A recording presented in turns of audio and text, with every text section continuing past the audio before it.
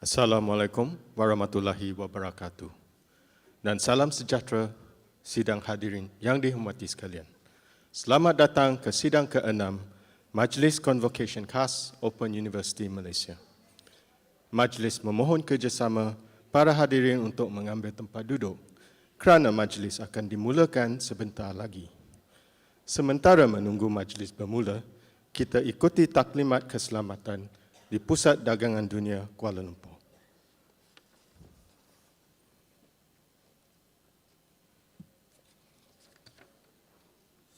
Welcome to World Trade Center Kuala Lumpur, your preferred world-class venue. As your health and safety are our top priority, please pay attention to this health and safety video. Hi, I'm Paul Menon and I will walk you through this video which comprises of two components, which are the standard COVID-19 procedure and our emergency evacuation procedure. The first is the standard COVID-19 procedure. In accordance to the COVID-19 Standard Operating Procedure (SOP) set by the government, we have prepared the necessary facilities to ensure that each and every one of us abide to the SOP to prevent the spread of COVID-19. Number 1, temperature check. Our officers will be placed at entrances to monitor your temperature. If your temperature exceeds 37.5 degrees Celsius, you will not be allowed into our premises and will be advised to seek treatment accordingly. Number 2, please always wear your mask whenever you are in World Trade Center Kuala Lumpur building. Number 3, always practice good hygiene and wash your hands frequently with water and soap. And number 4, practice the correct physical distancing, which is 1 meter apart, and avoid handshakes or any physical touch. For your information, all our halls have been sanitized and disinfected according to the SOP set by the Ministry of Health Malaysia. The second component is the emergency evacuation procedure. If you hear this alarm while you are in the World Trade Center Kuala Lumpur, stay calm. Leave all your belongings and walk to the designated emergency assembly area in a swift and orderly manner. Do not run. Your assembly area is located at Plaza Merdeka Car Park, Level 4. Follow our emergency response team (ERT) instructions to go to your assembly area. Do not worry, as our ERT will be there to assist you. Remember to always follow the procedure and ERT instructions even when you are at the assembly area. That is all from me, Paul Menon. Hope you will have a good time here. And thank you for choosing World Trade Center Kuala Lumpur, your preferred world-class venue.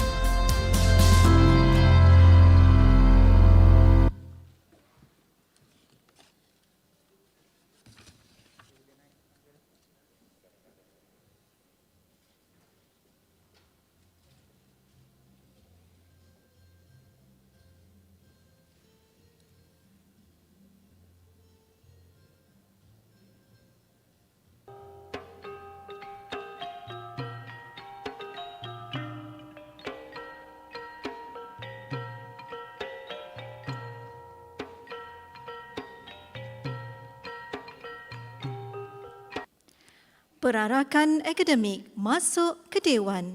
Majlis mohon berdiri.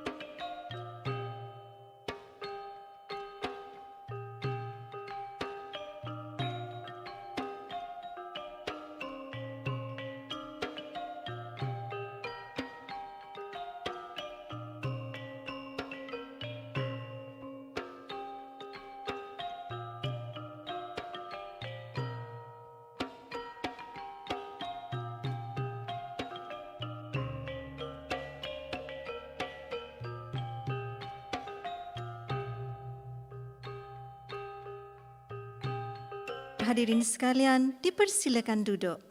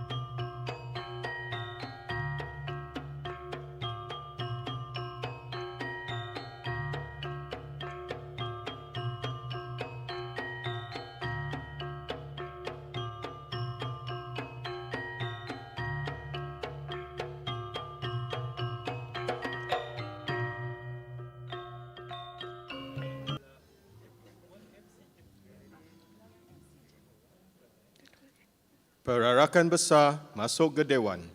Majlis mohon terus berdiri.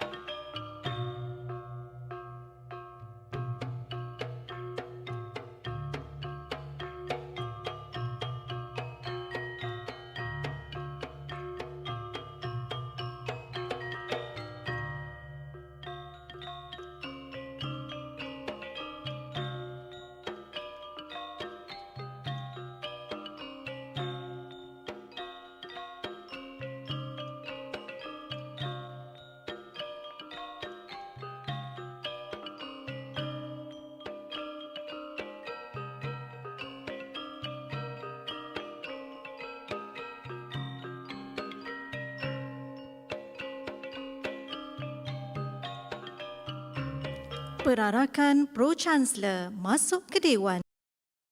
Mohon terus berdiri.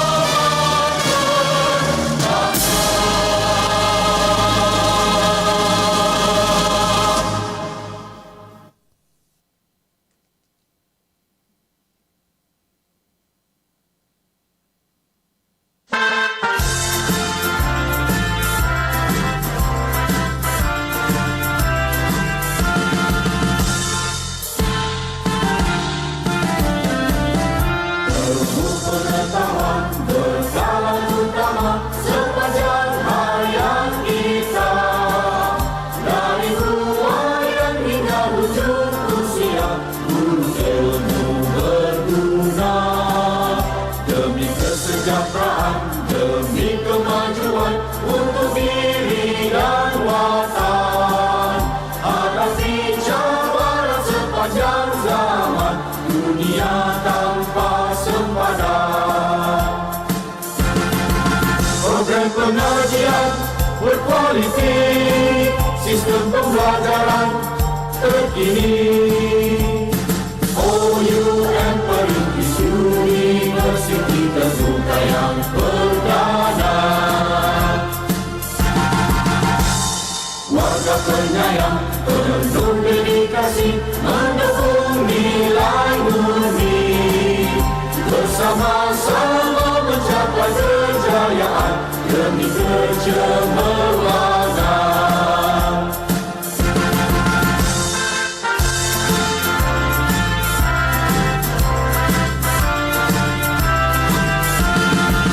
Program pengajian berkualiti, sistem pembelajaran terkini. OUM perintis universiti terbuka yang perdana. OUM universiti untuk semua. Sidang hadirin sekalian, dipersilakan duduk.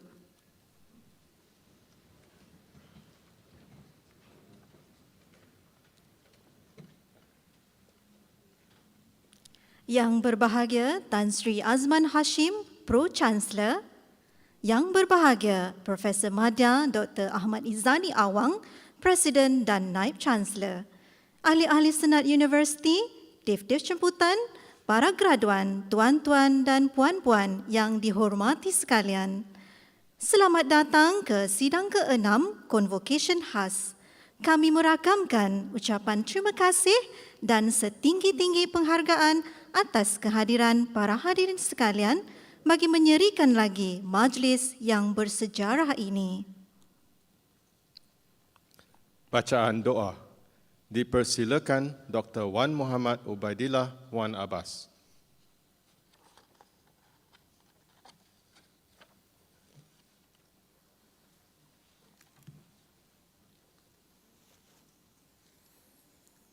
Assalamualaikum warahmatullahi dan salam sejahtera.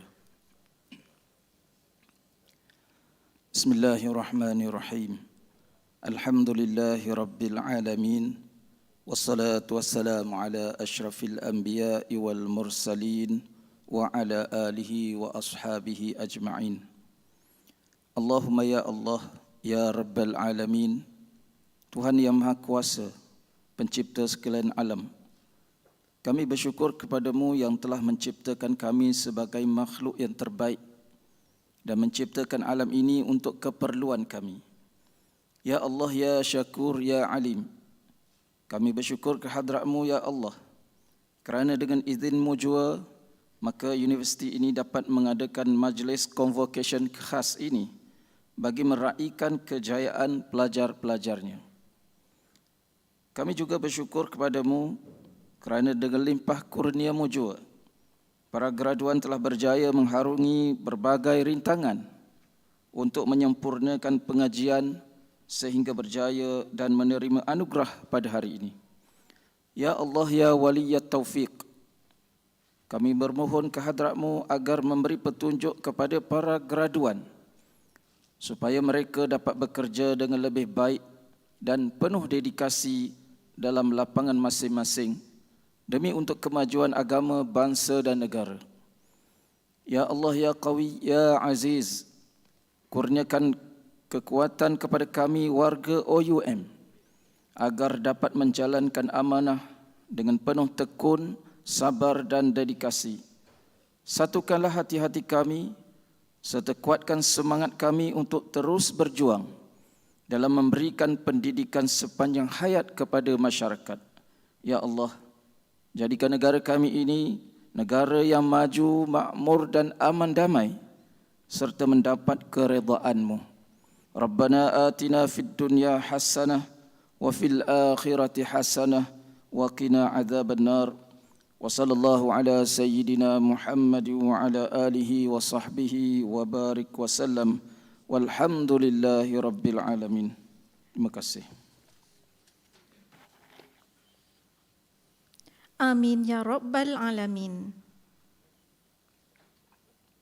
Sidang hadirin yang dihormati sekalian, dipersilakan Presiden dan Naib Chancellor yang berbahagia Profesor Madya Dr. Ahmad Izani Awang untuk mengumumkan tujuan majlis dan menyampaikan ucapan alu-aluan.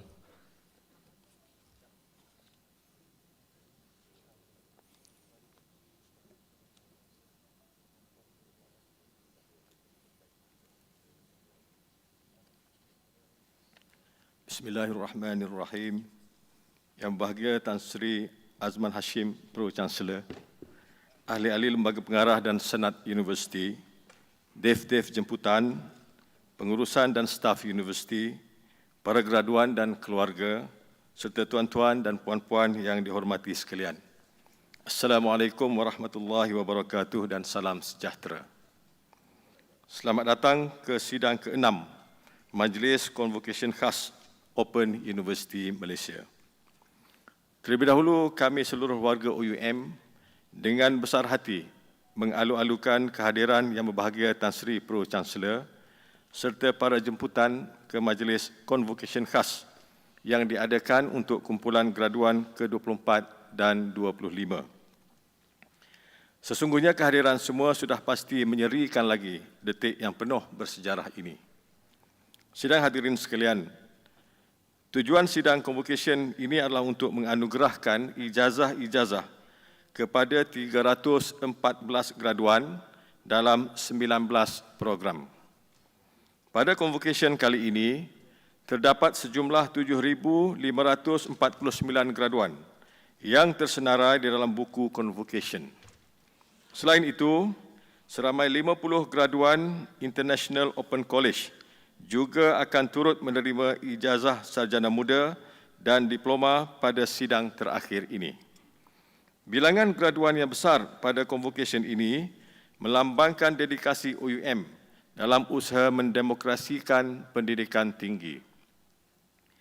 Walaupun pandemik COVID-19 telah memberi kesan yang besar kepada sistem pendidikan di Malaysia dan global, OUM tetap kekal sebagai peneraju institusi pendidikan terbuka dan jarak jauh.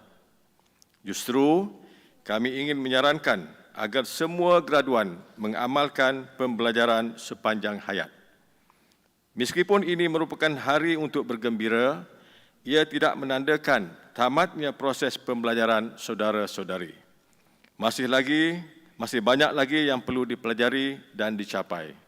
Kami mendoakan agar segala usaha para graduan akan mencapai kejayaan.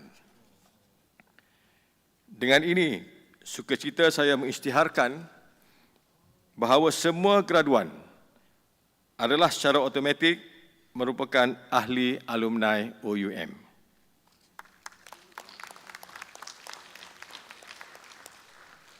Saudara-saudari kini merupakan sebahagian daripada 90,000 ahli alumni OUM yang berjaya memantapkan lagi modal insan negara.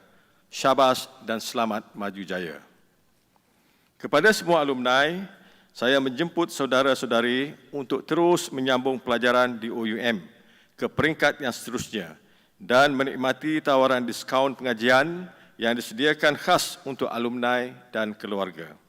Sekali lagi saya ucapkan terima kasih kepada Yang Berbahagia Tan Sri Pro-Chancellor kerana mempengerusikan sesi ini. Sukacita saya mohon izin Yang Berbahagia Tan Sri Pro-Chancellor untuk menyampaikan ucapan serta mengisytiharkan pembukaan sidang ke-6 Majlis Konvokesyen Khas ini dan seterusnya menganugerahkan ijazah sarjana, sarjana muda dan diploma seperti yang dinyatakan kepada graduan yang tersenarai di dalam buku konvokesyen. Dipersilakan Yang Berbahagia Tan Sri Pro-Chancellor.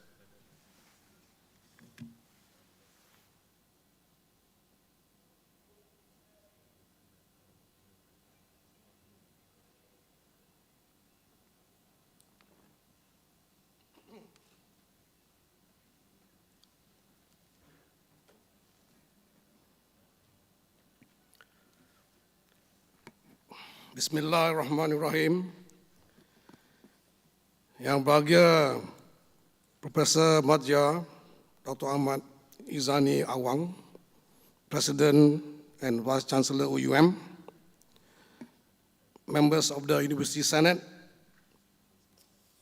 graduates and family members, ladies and gentlemen, Assalamualaikum, a very good afternoon to everyone.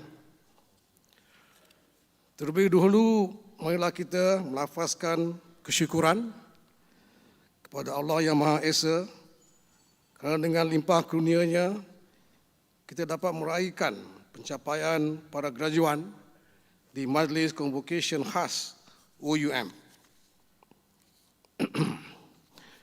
Tahniah atas kejayaan para graduan dalam menamatkan pengajian.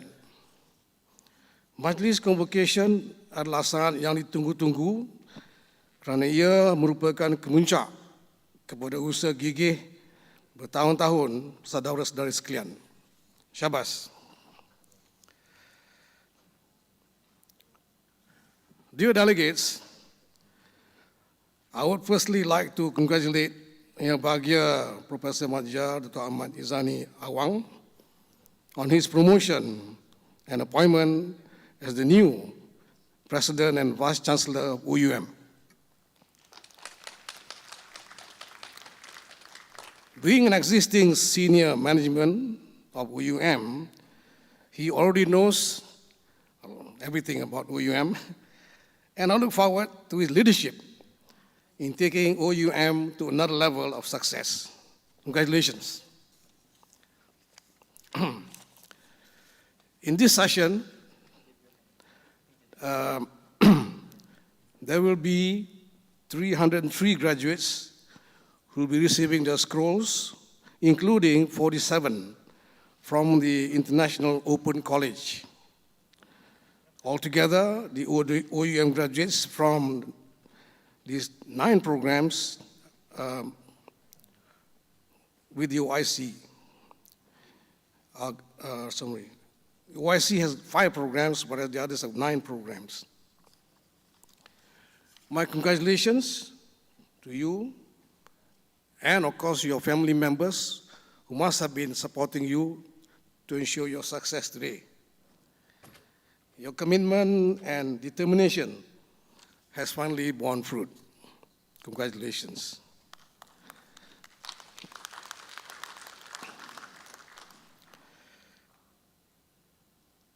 Graduates of OUM are somewhat different from the conventional other universities because most of you are working people and also probably with families and children. So you face rather more challenges in achieving your success today. I can understand this a little bit because when I was younger, much younger, doing my Chartered Accountancy course, it was an articleship. The course requires you to be working full-time, 5 years. So your studies are done at night, evening classes and correspondence courses. Those days there was no IT. So I found it quite challenging, but not, I think, as challenging as yours because I was young, single, no responsibilities at all, other than to myself. So I really take off my hat to you for having that commitment and passion to see this course through and get your degree today. Congratulations.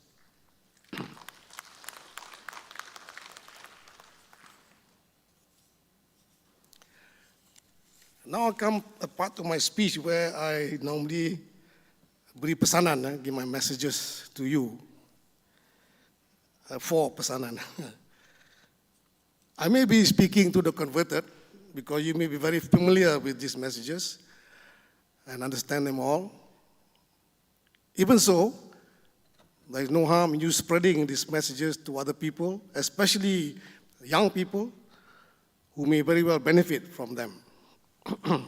Now, my first pesanan, the message is about lifelong learning, which is what OUM is all about, lifelong learning.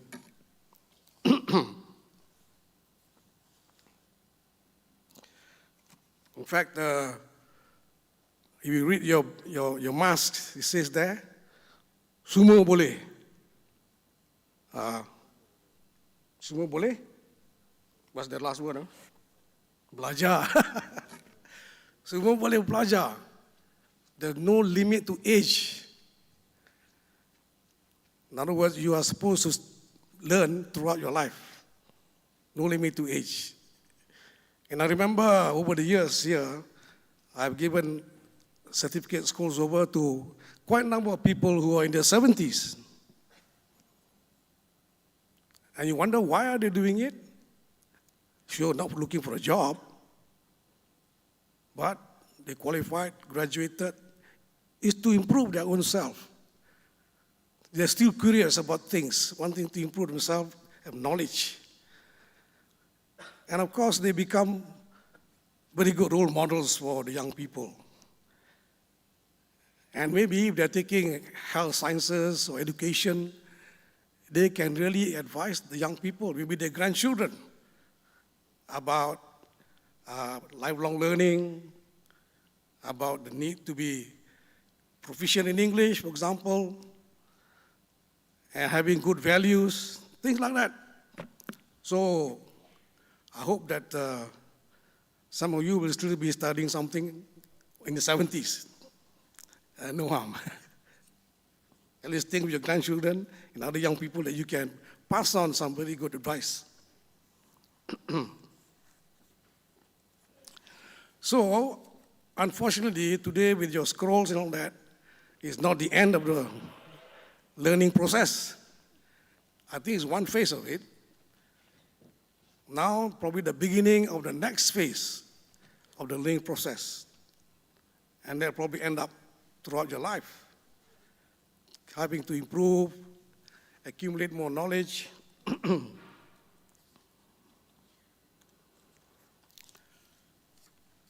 Henry Ford of Ford Motors said, you are old if you start learning, whether you're 20 or 80. And these days, it's even more urgent, more necessary for you to keep on learning because things are moving so fast. This is the age of digital age of IT. Things move so fast. You know, it's online all over the world straight away by the seconds. Internationally, there all the time. Things change like that so fast. So we have to keep up to it. Otherwise, we get left behind.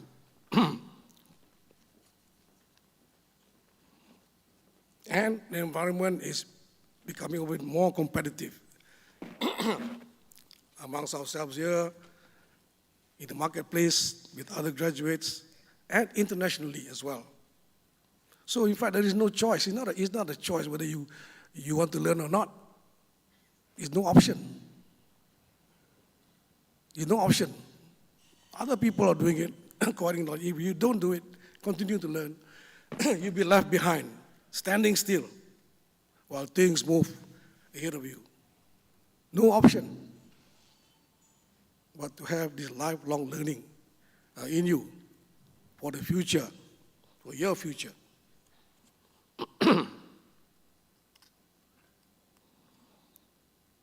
And adding knowledge to yourself, additional knowledge, skills, is not a money, it's a plus. Whatever it is, a plus. Whether it's a new language, whatever, it's a plus. So add value to yourself, then you add value to the family, add value to the company you work with, and in total, you add value to the country. That's how we become a knowledge-based economy, knowledge-based country. Not without us learning all the way. I think a good example of lifelong learning is our own Tun Mahathir. He is 96 years old. When he retired as the Prime Minister, and then he became Prime Minister again, it was a gap of 16 years. Just imagine, he left his office Prime Minister, 16 years later, reappointed as Prime Minister. And what happens? He goes to the office, and he hit the ground running as if he never left the position. Meaning that in the 16 years, he has not he has not been left behind at all. He kept up with everything, the happenings in the country, the economy, the politics, externally, overseas, economics, politics, everything, and developments in technology. He's there, he knows it. You can ask him anything, he knows the answer. So, great example. 96 years old. He's left 16 years. He didn't go down to sleep and do nothing, you know. Probably as busy as he was with the Prime Minister, but kept on inquiring, kept on learning. So, great example. Of course, I'm not like him. I'm only 82 years old. Only, but I still got to learn. I'm still learning what I've learned before in the past. In today's financial atmosphere, environment that I'm in, mostly not relevant. And if I don't keep up, I'm irrelevant. So what things I've got to learn? In this digital age, for example, I got to know about, let me see what it is now. Yeah, I got to know about cyberspace, cybersecurity, artificial intelligence, cryptocurrency, Bitcoin, cloud computing. At the same time, things like takaful, Sharia law, I still got to keep up. Today, I have to do all this, attend lectures, read things, articles. And there's robotics, for example, oh, this is a great new thing. Robots are now displacing human beings, displacing a lot of workers, especially dangerous jobs, repetitive jobs, all this sort of thing. And they're doing many other things. And also under robotics, you have drones. Drones now are doing everything. They make surveys, they can spray fertilizer, they can take aerial shots. But the bigger drones now can carry human beings. You can have air taxis. Unfortunately, they can also be used for war, for weapons. They can carry guns, assassinate people like they've done in the Middle East. And that's drones. So these are the developments that you have to know about. Because drones are very useful in the private sector, the commercial area. They can deliver your goods. Now you order the food, it comes on a motorcycle. Next time it comes in a drone. I think it's already there. So these are very interesting developments which you have to keep up with.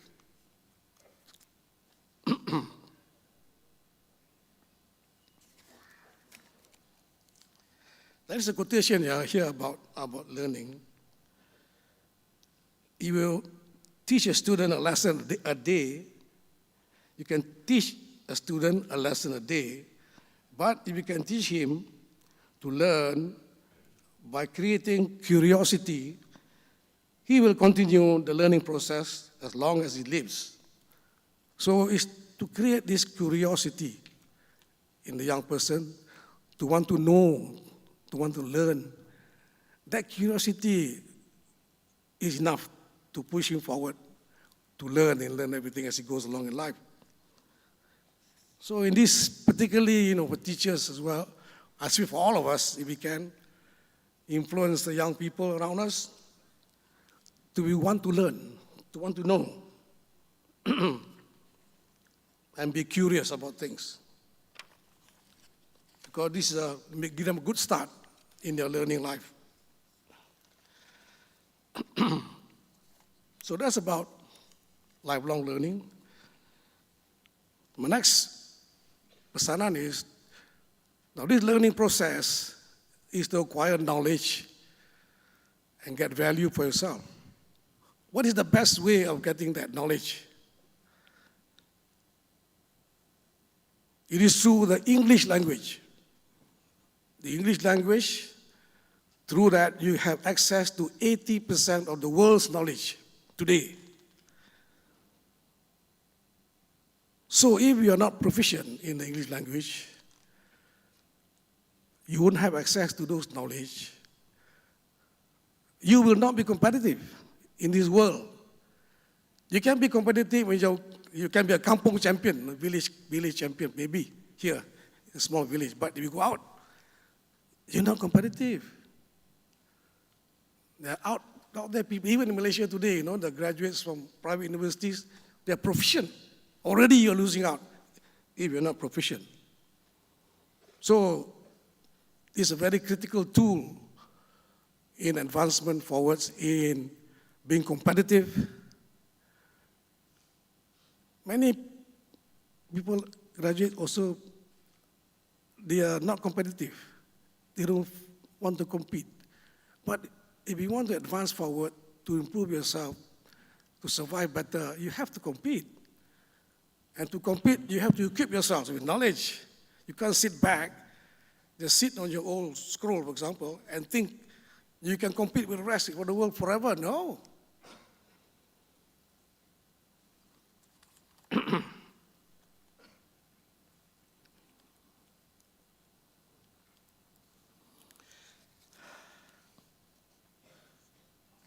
So we know the problem. I think our leaders know the problem. The English proficiency coming down. And they know the solutions as well, by the way. 20 years ago, every time new Prime Minister comes into office, say one of the things they want to do, reform our education system.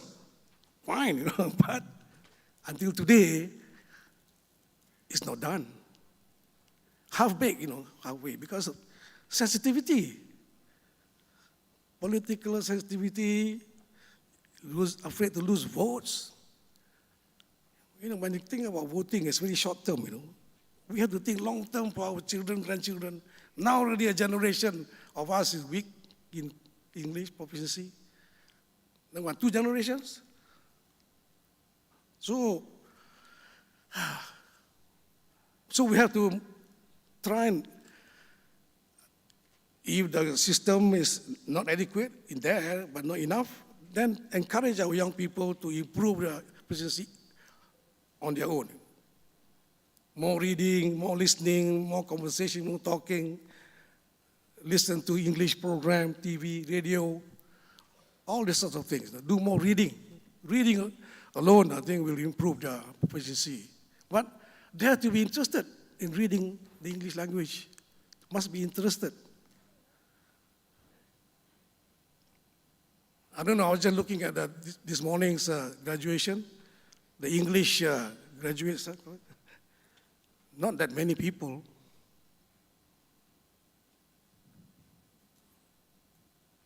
Why? Is it because you think it's difficult?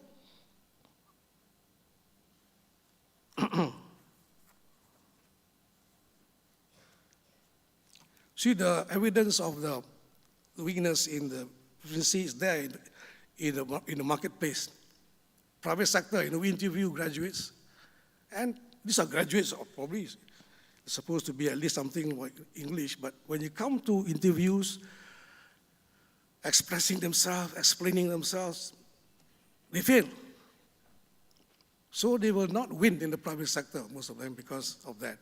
Because the competition is proficient from other universities. So you cannot all end up, they all cannot end up private civil service. You cannot take everybody. And even civil service, you can see the effects already. Even now, by now, some of the senior people, you can see the proficiency is not there. It shows up. That's why conferences nowadays, international conferences, Malaysia used to be the spokesman. The Thais and the Indonesians ask us, because we all normally have the same views on things, they say, can you speak up for our views as well? And we spoke, because Malaysians are well known for their English proficiency. Today, it's the other way around. Indonesians are speaking, Thais are speaking. We, probably most likely, too shy to speak. If they speak, we are too shy to hear. Maybe, So it's come to that stage.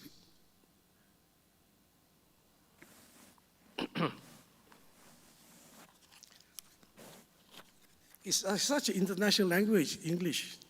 You travel overseas, you go to China, go to all the airports, only two languages on the signboards, Chinese and English. You go to Mecca, Masjid al-Haram, inside the mosque, two notice boards explaining the procedure, whatever, Arabic and English. It's very useful, not just for your knowledge thing, but it's useful even for your day-to-day things.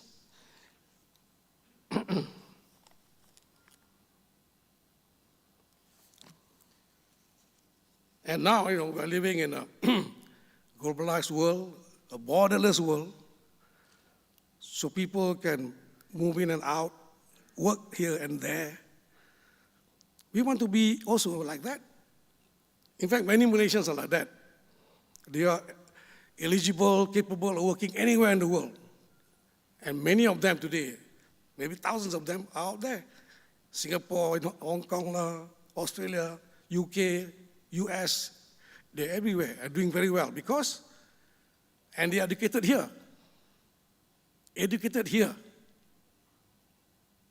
Enough for them to be educated here to work elsewhere in the world because one of the main things is they are proficient in the English language. So you become very good, you become a person, one of the borderless person, we can work out anywhere in the world. Fantastic. The demand for you will be great. People want to employ you because they're capable. An example of that, all those Malaysians working overseas today. Good models of where you can get to with proficiency in English.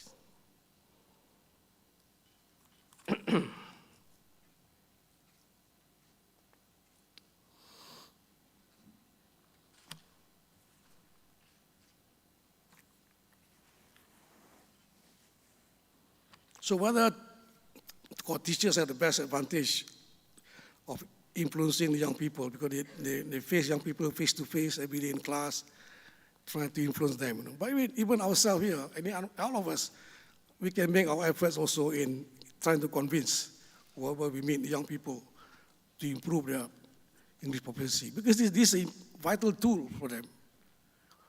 Why handicap? Why handicap themselves? Real handicap in this current world, current environment. And English language by itself, even don't talk about the value, right? It's a beautiful language. Think about all the classic books you can read, the novels, the beautiful poetry, sonnets, Shakespeare. I was fortunate because when I was at school, our exams in literature, we have to read Shakespeare. We're tested on Shakespeare's Hamlet, Macbeth, and Romeo and Juliet. It's a beautiful language, and many of the phrases you find is picked from Shakespeare. But today, I don't know how many people read Shakespeare. Or heard of him.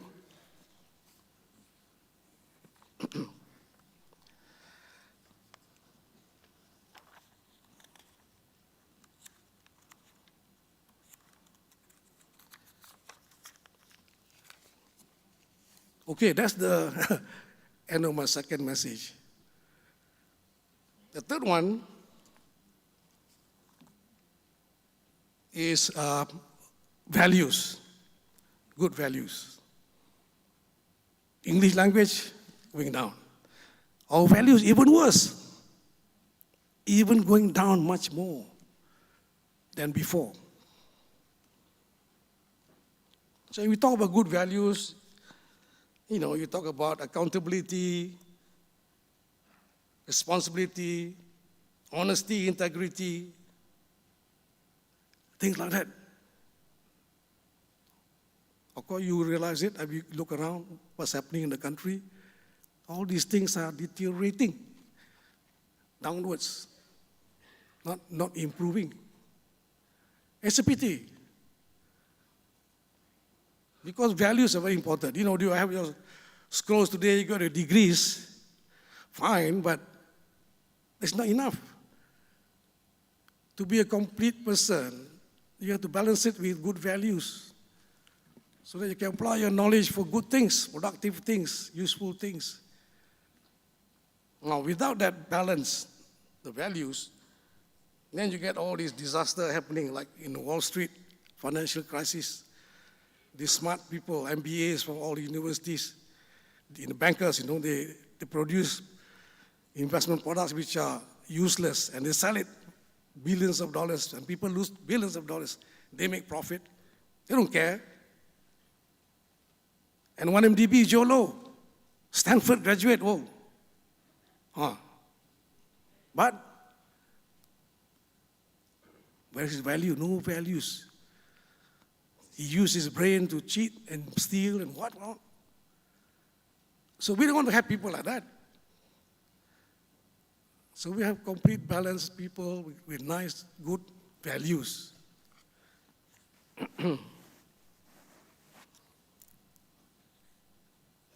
Well, I think in terms of graduates, a simple example, I have the statistics 2 years ago, maybe more now.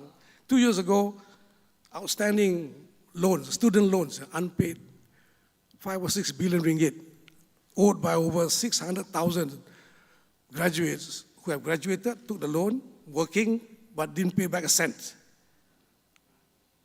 That means deserving students who need these loans cannot get loan because this is a revolving fund.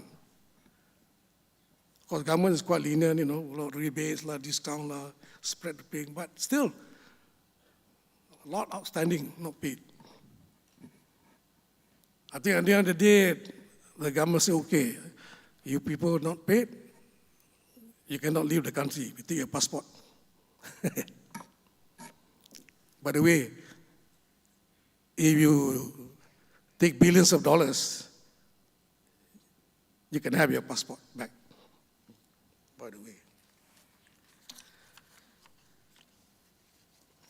Now, about few years ago, there were 2 surveys made at 2 universities here in Malaysia, and the students were asked 2 questions. One is, will you accept a bribe?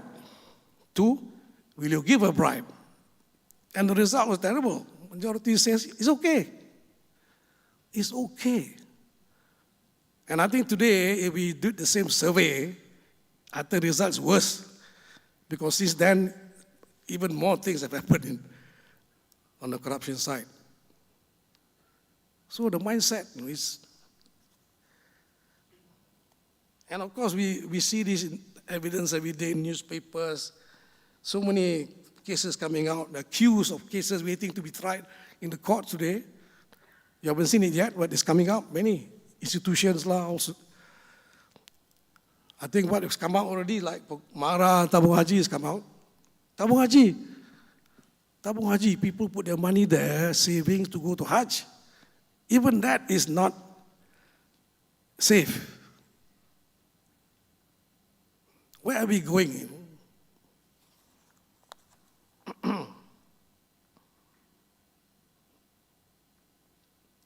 So this is because of abuse of power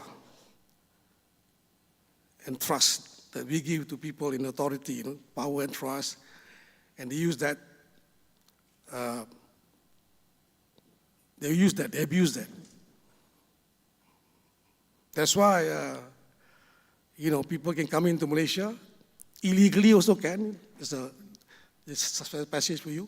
Legally also can, you can buy the approvals, the permits, for example.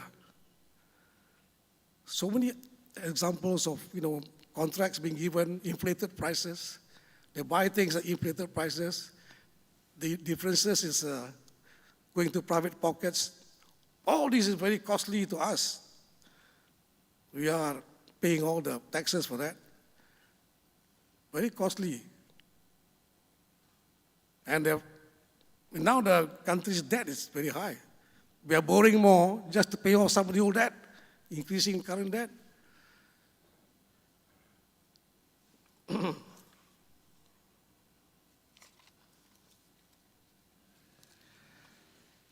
We used to be proud to say Malaysia boleh.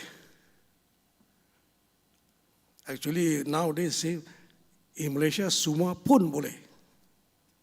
With corruption, anything is possible. You can see what? Very funny conclusion, very funny decisions. People getting off and that sort of thing. What's happening? So with Malaysia, in Malaysia, semua pun boleh.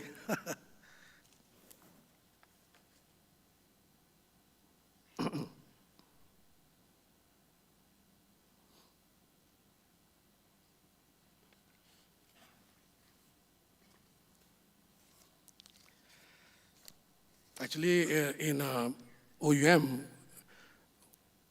we got a very good catchphrase. So we say, semua boleh, as you know, on your mask there. Tapi semua boleh belajar. That's fine. It's not semua pun boleh. Belajar boleh. Okay. Now there's another new catchword that is now being tossed around. It's called, is it, malu apa? Malu apa? What shame? You heard it. I interpret to say, what is it to be shameful about? Malu apa? Now this is reflection of the values that we have coming down, you know. Malu apa? So have we lost the sense of shame? Malaysians? Tak malu lagi? We should be ashamed. We are now famous in the world as one of the most corrupt countries in the world. And the 1MDB scandal is the biggest amount of money stolen from a country ever in history of the world. That's us. And now, of course, now in New York, there's a case going on when it's good, but it's going to be in the world headlines. I do hope that, by the way, it's going faster there than here, the case there. Started last week. I hope that this case in New York will bring out names of other culprits in this big scandal.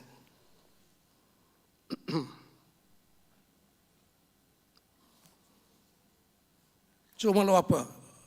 Here in Malaysia, I think you have seen yourself maybe, some salary earning people showing off their expensive cars, expensive houses, going on expensive family group trips overseas, holiday. I just heard this morning, somebody knows exactly one particular salary earning people going to Umrah with the whole family, first class.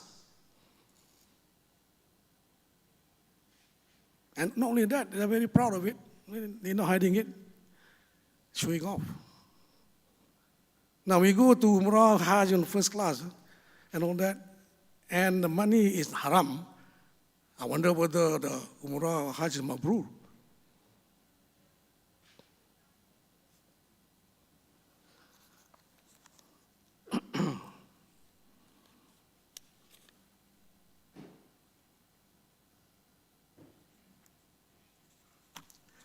So,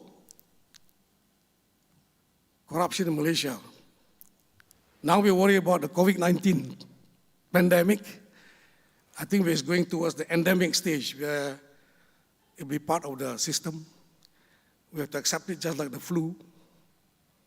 That's COVID. But corruption, I think, already endemic in Malaysia. You know, it's already in our system, in our culture. It's something like the flu, like the cold, you know. It's happening everywhere. That's a sorry state of affairs.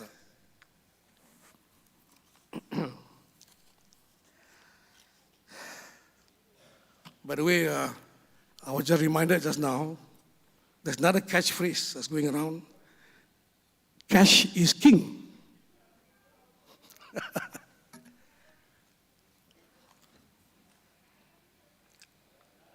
I think cash is king is correct.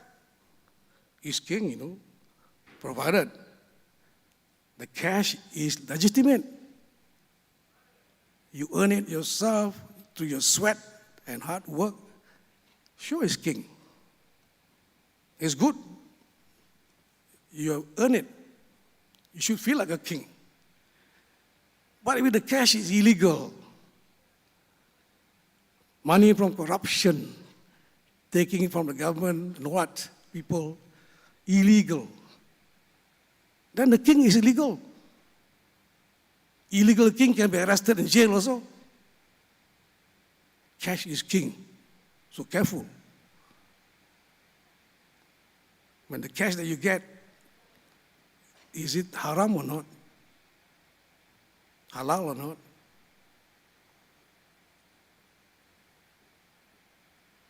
I just wondered whether people care anymore. You know, when we are mentioning about going to Umrah and Hajj, you know, whether the money they used to go there is haram or not, halal or not. Do they care? So, cash is king is okay, but has to be legal cash, not illegal cash.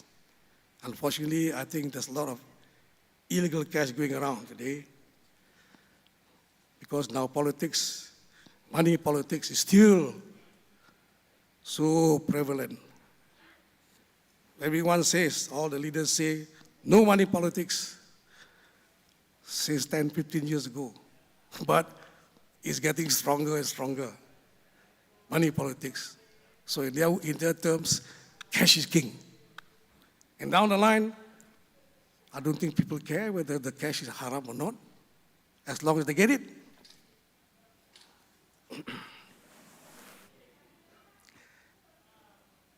So, what is the solution? We cannot let it go.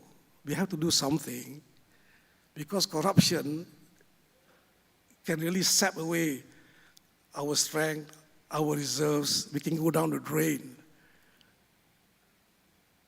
You know, like Venezuela, a very rich country with oil that is bankrupt now. So we don't take care, maybe not now, but our grandchildren might suffer that fate. Down the line, the debt is so much, corruption is so much, no more reserves. We become a banana republic. We used to laugh at this term, but now we have to be conscious that it's down the line in future generations, you know, may suffer that fate. So, the answer is our mindset, and it should be zero tolerance for corruption.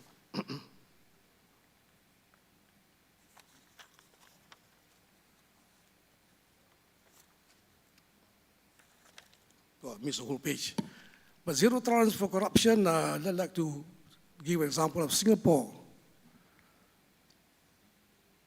Mr. Lee Kuan Yew used to come here when he was Prime Minister now and then. And when he comes, he has a chat with us, business people, 10 of us or so, dinner. Of course, at that dinner, he will dig all sorts of things, ask questions to find out what's going on here. So we asked him also questions. One of the things we asked him is that, how do you manage to control corruption in Singapore? Oh, he says it's very difficult. I did it right from the beginning.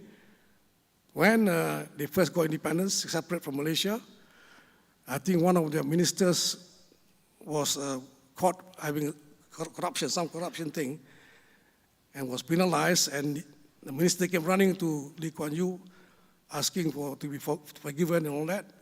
Kuan Yew said no. The minister committed suicide. I don't think Lee Kuan Yew felt sorry for that. But from that day onwards, you know, they exercise zero tolerance. Even small corruption things, they hit very hard. Immediately arrested, tried, jail. By the way, our corruption things is not thousands of ringgit now. It's in the millions, some in the hundreds of millions, getting bigger and bigger. So Singapore is a good example. Another good example of Singapore is on sensitive issues of race and religion. They don't tolerate. Anybody utter something sensitive, they might make the religion or race people, whatever side, and hurt them, arrested, put in jail. Here we have even stronger laws, but I think,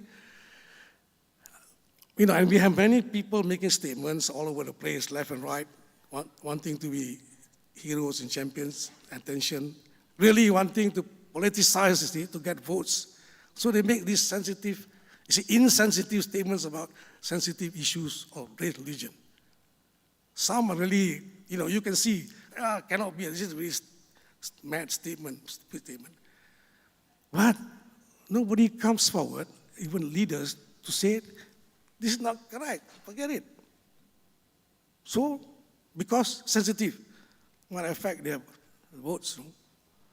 So the statements stand. People get upset. So the atmosphere is there, and today you can see the racial and logistics today is not the same as some years ago. So we have the law. We should be really very tough on this. You utter something sensitive, whichever way, lock him up. And anything, statement not really correct, Somebody, leader, must counter that and say, this is rubbish.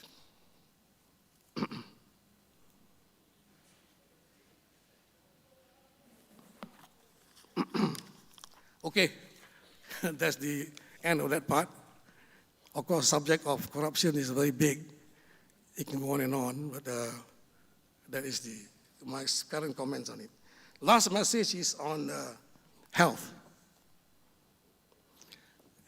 Because graduates of OUM is quite a different lot from the normal conventional graduates of universities. You are not as young. Most of you are working people with families, and the age range where you should be worried about ill health. Ill health, sickness is preventable, but if you don't care, it will hit you, and then you cannot utilize the knowledge that you gain, all this expertise, all the sacrifices you made, valuable family time, exams, all that, wasted. And instead of being an asset to the family, you can become a liability. The family having to face the medical bills and so on. Why I say this is that Malaysia today, I'm focusing now mainly on diabetes, because that is probably one of the big issues in Malaysia today, because we are the worst country in Southeast Asia on diabetes. Millions of us are affected. The authorities say many millions more are diabetic, but never tested themselves. So one day it will just hit you, and your kidney goes, your heart goes, you got all sorts of other problems. So just be conscious of that. I also mention this because I have two sisters, twin sisters, doctors by the way, medical doctors. One died. She had on dialysis, she had problem with the kidneys, affected her heart, all sorts of things, pressure, blood pressure.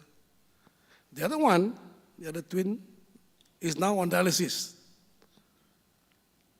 They are doctors, medical doctors, but I believe being doctors, they were very casual. They said in early days, can makan ubat, can take medicine. After a while, medicine also not totally effective. So be conscious of your health. Easy to check. You can buy this test kit from the chemist shop, cheap one. Test your blood sugar content. Easy to do. You can do it your own. And watch your diet. There's no exam, no test, no nothing, no sacrifices, just discipline. Unfortunately, our diet is such that if you're not careful, Of course, we like the food we eat. I like it also. All this very nice. Our diet, especially the Malay diet. But you have to watch it. Know which one you should be. Be moderate. Not that you cannot eat. Be moderate about it.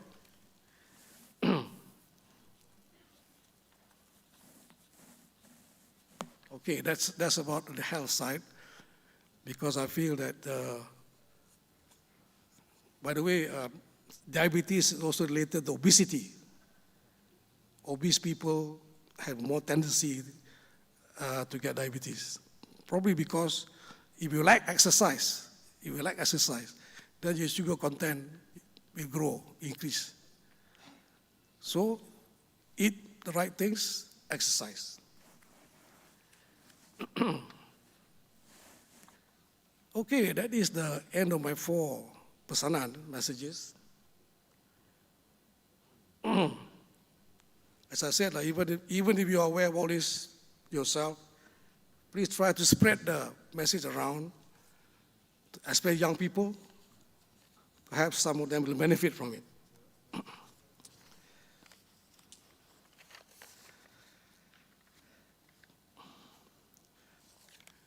As we have in this session, quite a number of graduates in the fields of education and teaching, I would like to say something about teachers. In the next slide.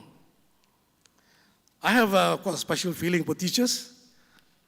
My mother was a teacher, Malay school teacher, but she ended up as the headmistress of Kampung Baru Girls' School, which is the biggest Malay girls' school in the country. So, by the way, I have no mentor. My only mentor, if there's any, is my mother. Great model to me.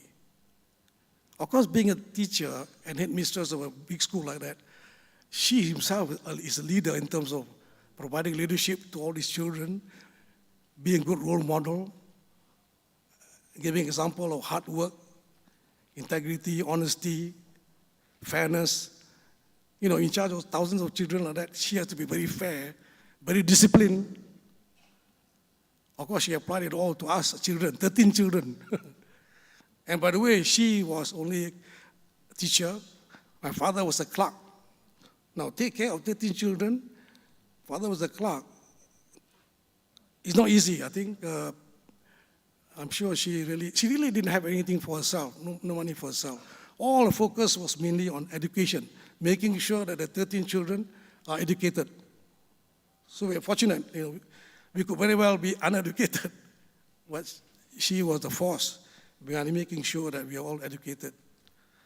So, a teacher, she showed resilience, dedication, not only in the job as a teacher, but in her life, in managing the family. Resilience, dedication, passion, and a fighting spirit, never giving up.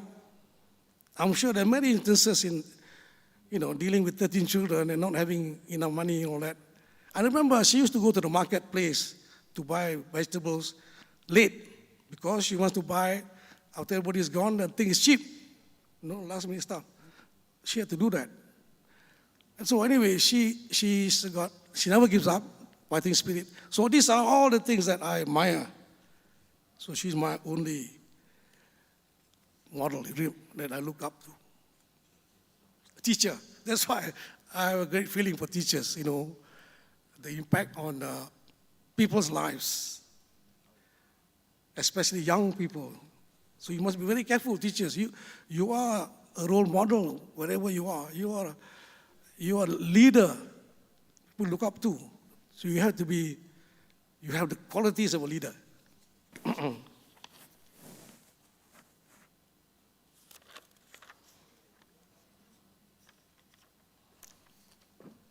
And of course, the role of teachers is very critical in developing the country, the economy and everything, because you need teachers to develop all the young people to become the future professionals, all the all the things you need. That's what they call teaching is the mother of all professions. The mother of all professions, because all professions, they started with being taught by the teachers at school. And from there, they go out, whatever they become. Maybe they become doctors or lawyers, engineers, whatever, teachers. But maybe the initial inspiration for them to want to do that is because the teacher inspiring them to achieve something. Then they go on. Many of the successful people in Malaysia today, you can ask all the big tycoons and all that about their teachers. They will remember, and normally they will really give a lot of credit thanks to their teachers. They will remember how their teachers influenced them when they were at school. Most of the successful people, I think they relate back to their school day, to their teachers, how important teacher is. I can relate to one in myself, you know. I attended the Methodist Boys' School here in Sentul, and I had an American teacher teaching English. His name is Richard Babcock from Yale University.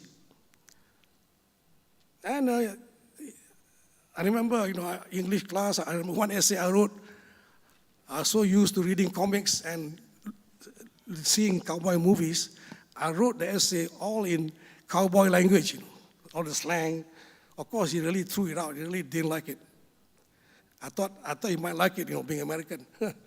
Anyway, another essay I wrote was about, I remember it's Kampung Baru, you know, there was a wedding procession coming through.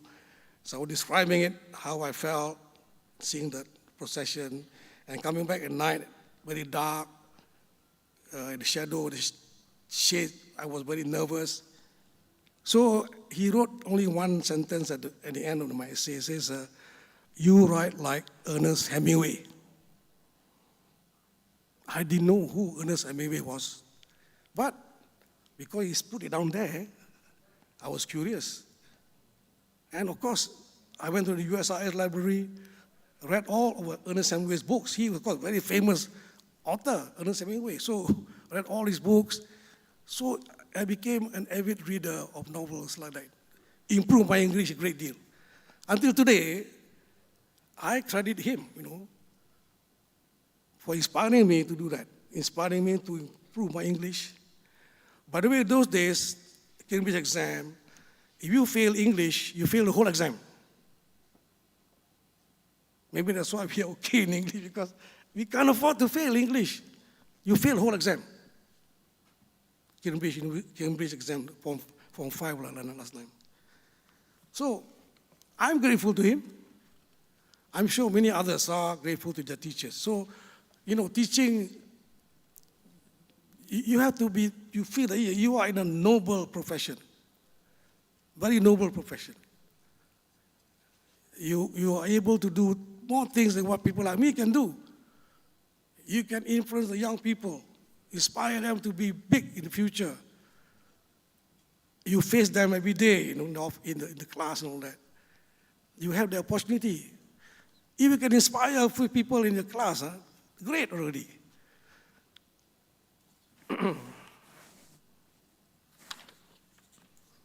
I'll read two quotations here about teachers. The important thing is not so much that every child should be taught, but that every child should be given the wish to learn. So one is the inspiration, one of the type is raised to get them to want to learn, curious about things. And that is already very important. Once they're in that state of mind, then they are on their own, the journey. Another quotation, the mediocre teacher tells, the good teacher explains, the superior teacher demonstrates, the great teacher inspires. So this quotation just say that inspiring the child is the most important, is the highest rated thing. So if you are able to inspire the children, students, That is the greatest thing you can do, besides being the other things, but that is the best you can do for them. So remember, teaching, education is a noble career. You can touch and influence the lives of people, especially the young people. How noble is your profession? Let me read you a short poem. It's anonymous, by the way, there's no writer here. Heading is, Why God Created Teachers. When God created teachers, He gave us special friends to help us understand this world.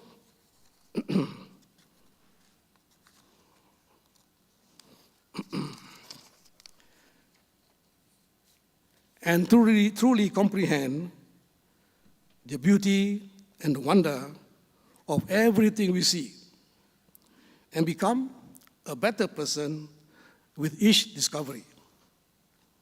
When God created teachers, He gave us special guides to show us ways in which to grow, so that we can all decide how to live and how to do what is right, what is wrong, and to lead us so that we can lead and learn how to be strong.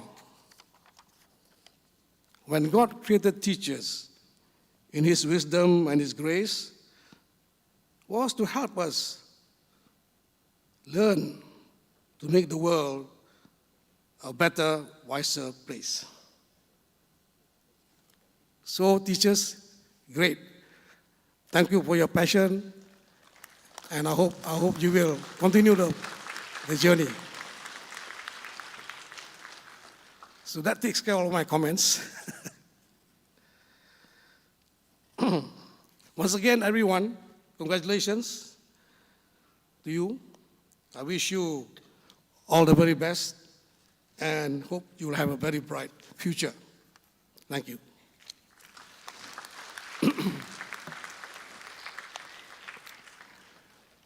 Dengan lafaz Bismillahirrahmanirrahim, saya mengisytiharkan Konvokesyen Khas Open University Malaysia bersidang semula.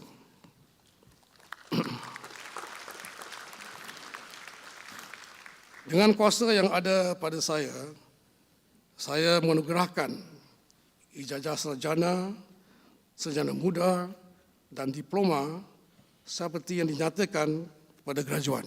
Terima kasih.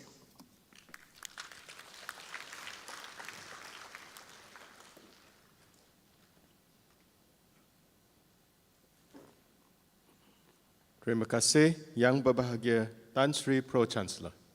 Majlis diteruskan dengan persembahan multimedia. Hadirin dimohon terus berada di tempat duduk. The biggest challenge I faced during my studies, I would have to say, is juggling my time. First sem and second sem, masa tu saya memang pregnant. Lepas tu I macam struggle sangat nak belajar tu. OUM is one of the stressed area. If you fail to manage your time, that's it. It depends on what you're aiming for, all right? Some people aim for quality education, but how do you define quality education?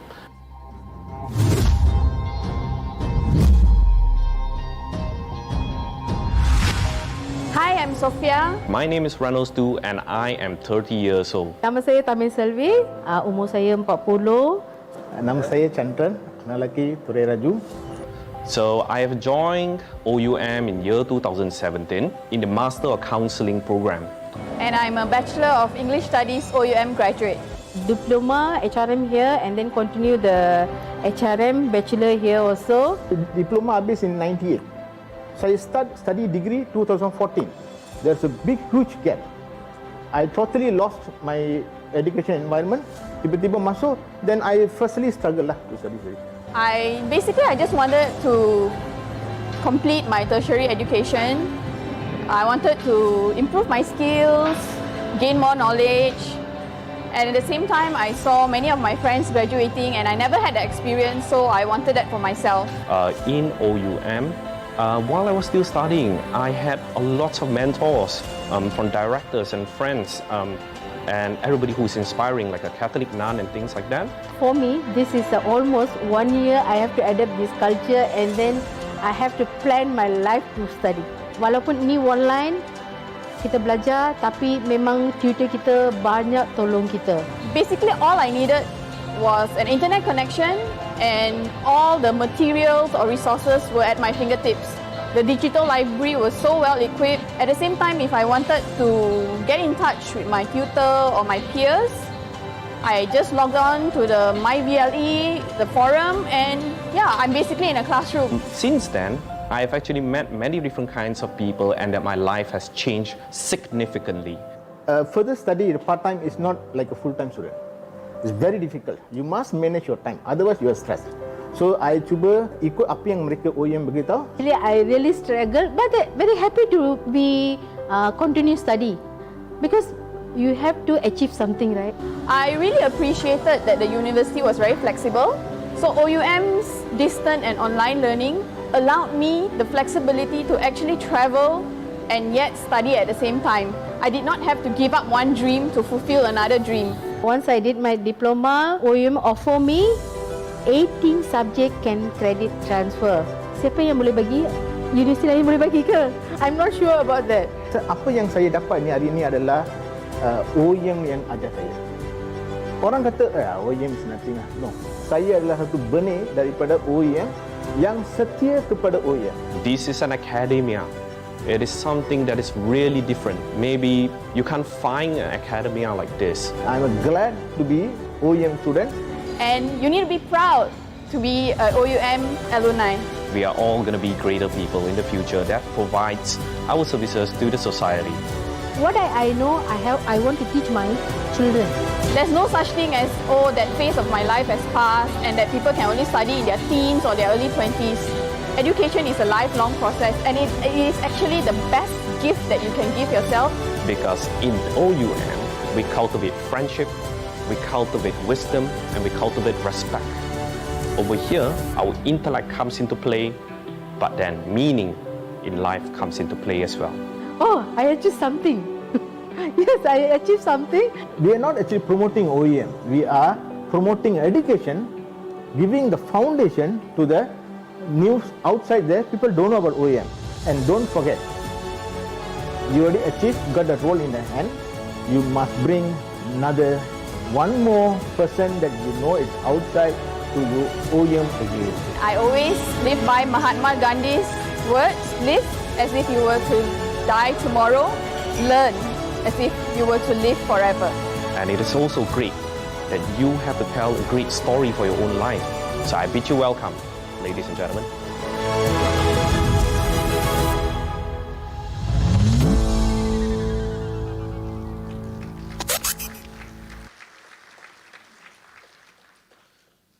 Penganugerahan ijazah sarjana, sarjana muda dan diploma dipersilakan Yang Berbahagia Tan Sri Pro-Chancellor.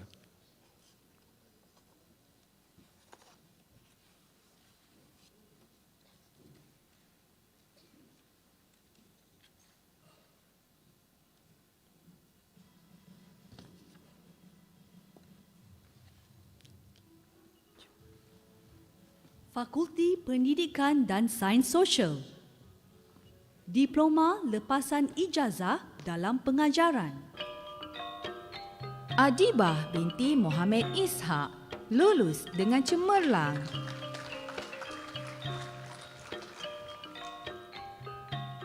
Annie Sen Lip Ken lulus dengan cemerlang. Bernice Vernisa Parker lulus dengan cemerlang.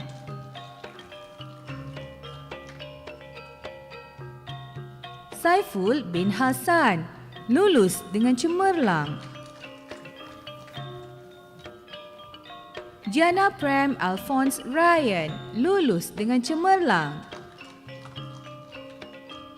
Logeswari anak perempuan Ganesan lulus dengan cemerlang. Farahliana binti Safar, lulus dengan cemerlang. Goh Lih Yen, lulus dengan cemerlang. Koh Kuk Wei, lulus dengan cemerlang. Mahani binti Makmum, lulus dengan cemerlang. Baratidas anak lelaki Nagapan.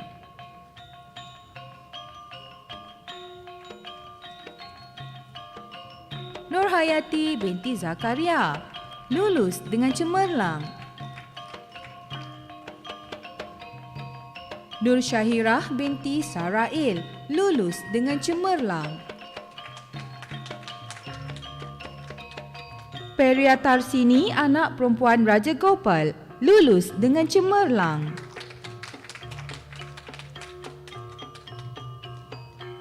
Nurul Ashikin binti Sazali, lulus dengan cemerlang.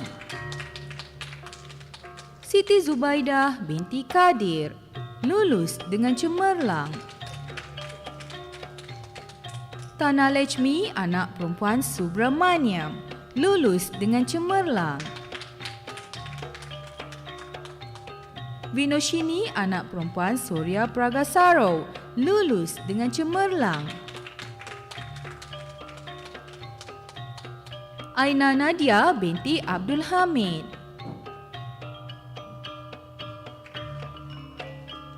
Azimah binti Abdul Aziz. Chan Poh Lien.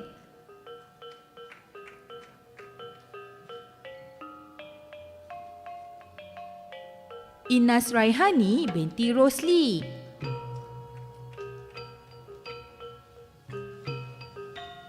Laura anak Gomis.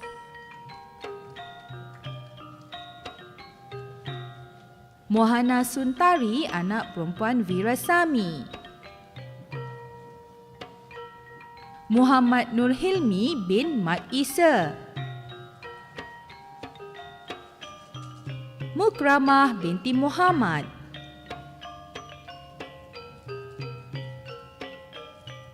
Nur Farahana Hazwani binti Abdul Hamid.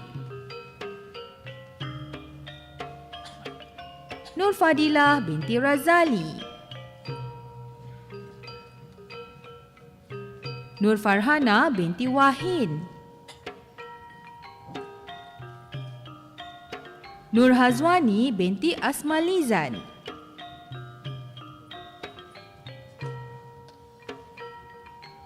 Shamira binti Muhammad Nazaruddin. Siti Hasnah binti Muhammad Aini.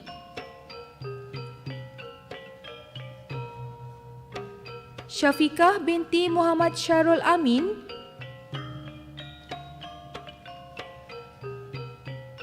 Sarjana Pendidikan Awal Kanak-kanak.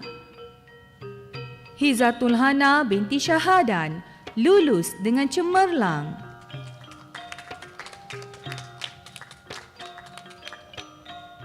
Lim Woi Jen, lulus dengan cemerlang. Mardiah binti Mat Hussein, lulus dengan cemerlang. Nur Hashimah Abdul Rani, lulus dengan cemerlang. Roszita binti Amir, lulus dengan cemerlang. Lechmi Kalimutu.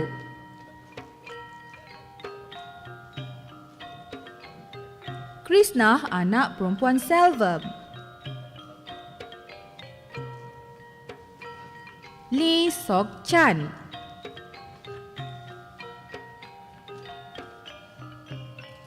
Liu Ku Li.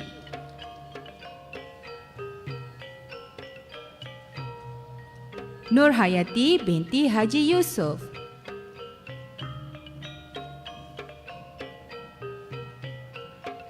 Subhanatu Mamah binti Abdul Muttalib.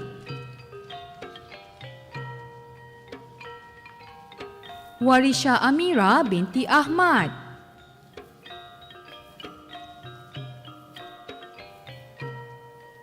Sarjana Pengajian Inggeris. Anis Amira binti Roslan.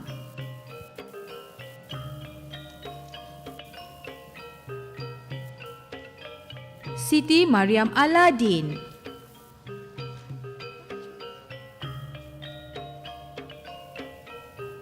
Sarjana Reka Bentuk Pengajaran dan Teknologi. Pizli bin Mat Wazib, lulus dengan cemerlang. Masrina Manaf.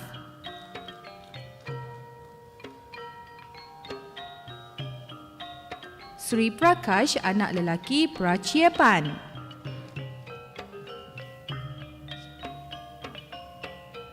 Sarjana Pendidikan. Muhammad Anwar bin Sahani.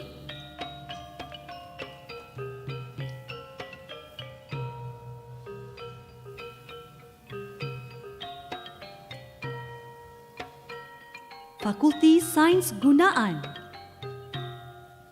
Sarjana Pengurusan Risiko Keselamatan dan Kesihatan Pekerjaan. Muhammad Syafiz bin Abdul Hamid.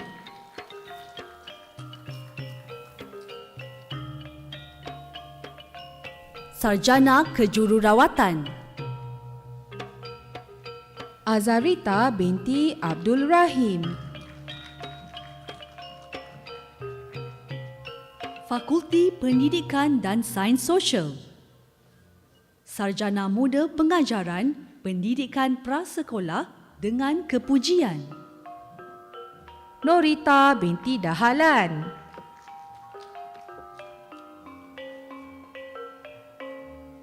Sarjana Muda Pengajaran Pendidikan Rendah dengan Kepujian. Anizalawati binti Zakaria. Au Hai Hun, lulus dengan cemerlang. Beh Sun Yin, lulus dengan cemerlang. Chang Wei Lin, lulus dengan cemerlang.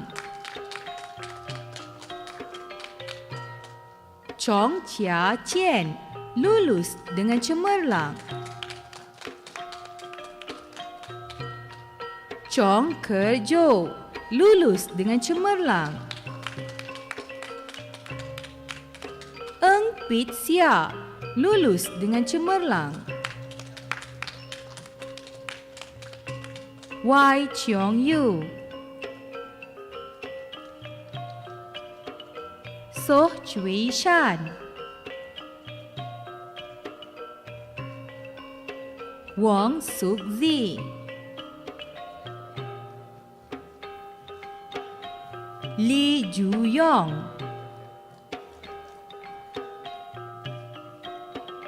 Tan Li Xia,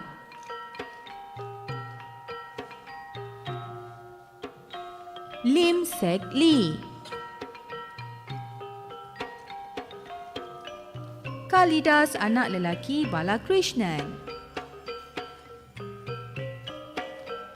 A. Tulasi anak perempuan Arumugam, Afidah binti Abdul Rahman, Ahmad Syahir bin Jaafar, Yu Meizia,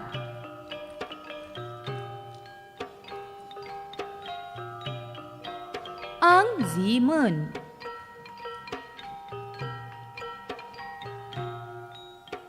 Anushya Devi Nair anak perempuan Padmaniban,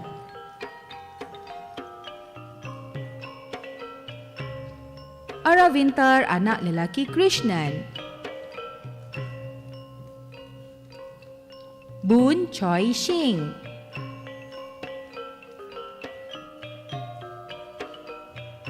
Charles anak lelaki Ignacy, Chiang Chui Fang,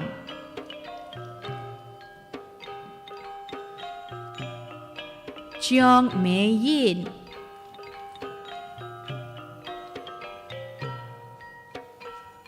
Chong Yok Lin,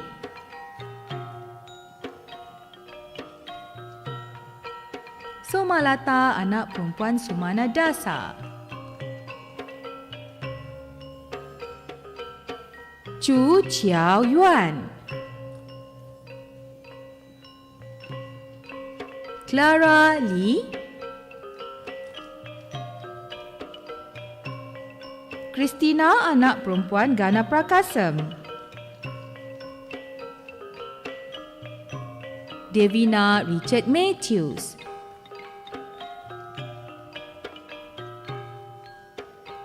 Durkah Devi anak perempuan Melva Hanam, Dinesh son of Sanggara Narayanan, Elaya Raja anak lelaki Murti,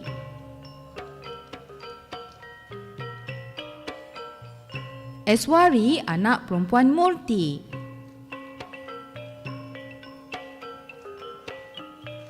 Fong Keng Woon, Fu Si Hoi,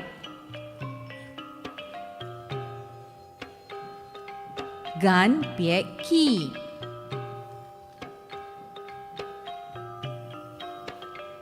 Gan Ki Lee,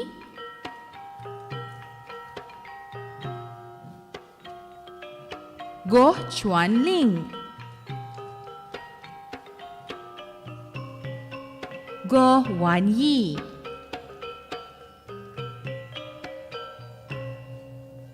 Gui Xiao Yin, Hainin bin Kun Salam,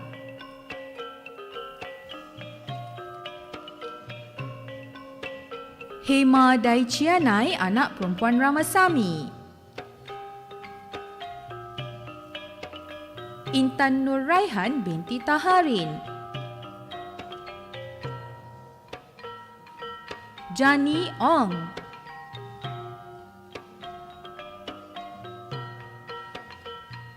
Jegatis anak lelaki Raman, Eng Chiu Pi, Jayanti anak perempuan Nadaraja,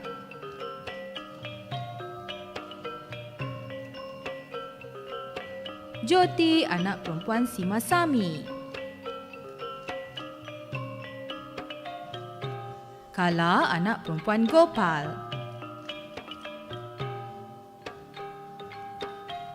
Kala Devi anak perempuan Arumugam,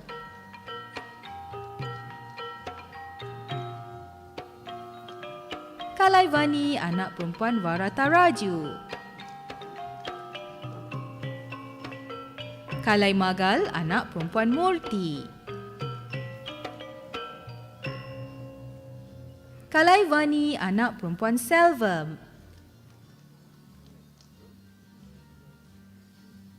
Kalayarasi anak perempuan Muniandi, Kalpanasri anak perempuan Selamutu, Kanimoli anak perempuan Subramaniam, Kalaivani anak perempuan Nadarajan, Kavita anak perempuan Supia,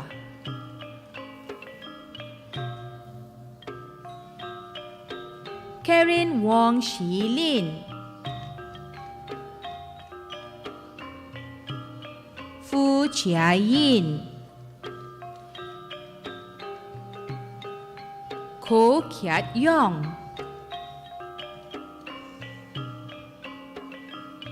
Ku Mei Lin,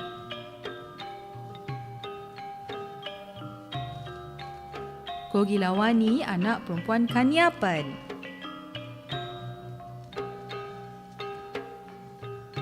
Koh Gek Lin,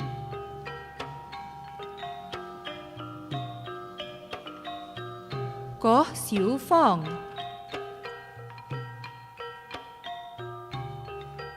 Kong Xiao Ling, Kong Ying Fang,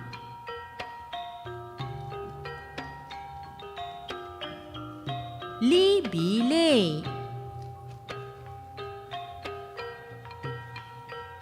Lam Yue Nin, Kue Xiao Liu,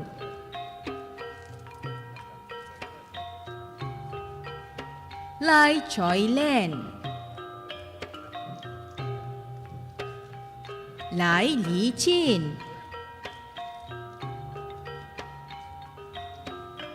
Li Ai Ling, Li Jiang An,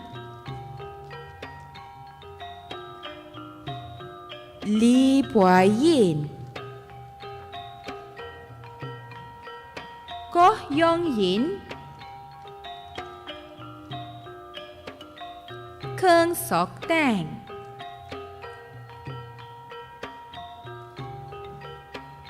Li Wei Li, Lim Hong Xuan,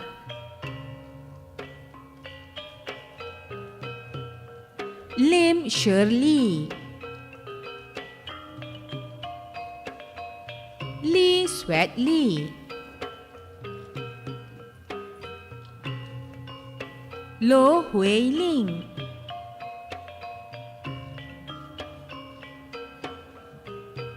Lim Won Yen, Lee Yok Fong, Lim Yan Ting, Lila anak perempuan Anandan, Minambika anak perempuan Balakrishnan, Mariamah anak perempuan Krishnasamy, Mah Min Yi,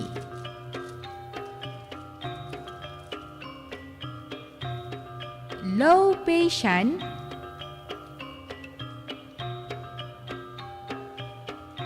Loi Ching Yi,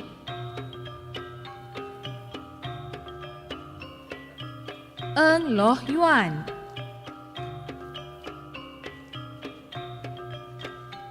Naresh Kumar anak lelaki Soman, Nalini anak perempuan Chandran,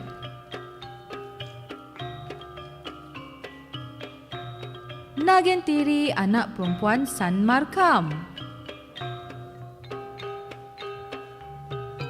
Mo Moon Hon, Tan Susan lulus dengan cemerlang, Pu Yong Wai,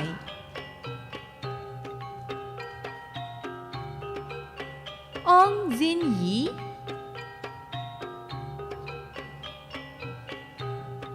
Ong Cheng Giap,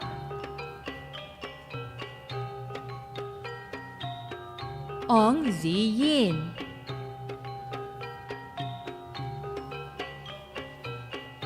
Tang Suk Mun,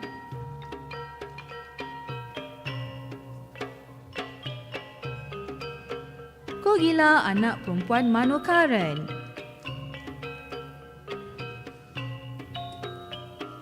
Emily Pushpam anak perempuan Selvaraj, Arvindan anak lelaki Karunandan, Hugh Hee Mi,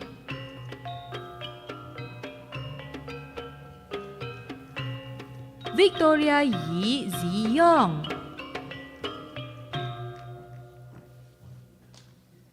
Kiao San Ting,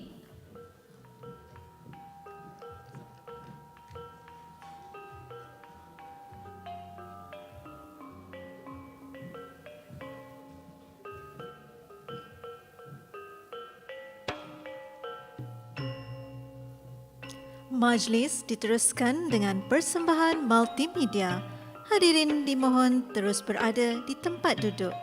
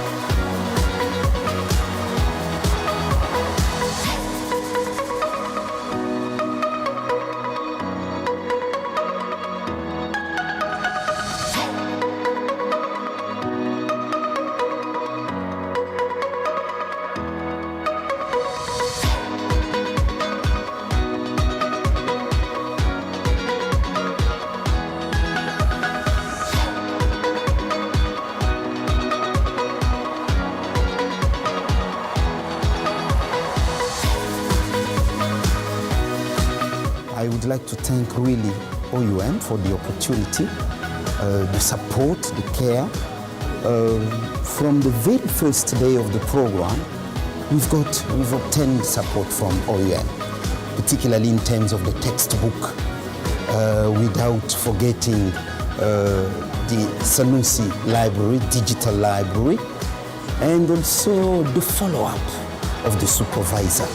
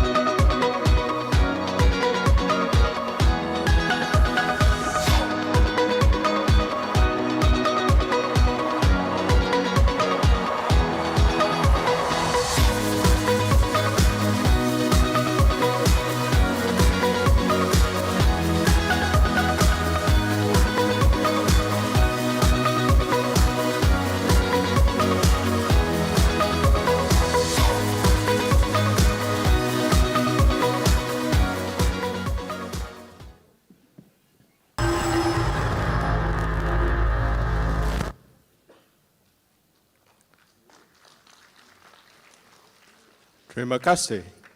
Penganugerahan diteruskan.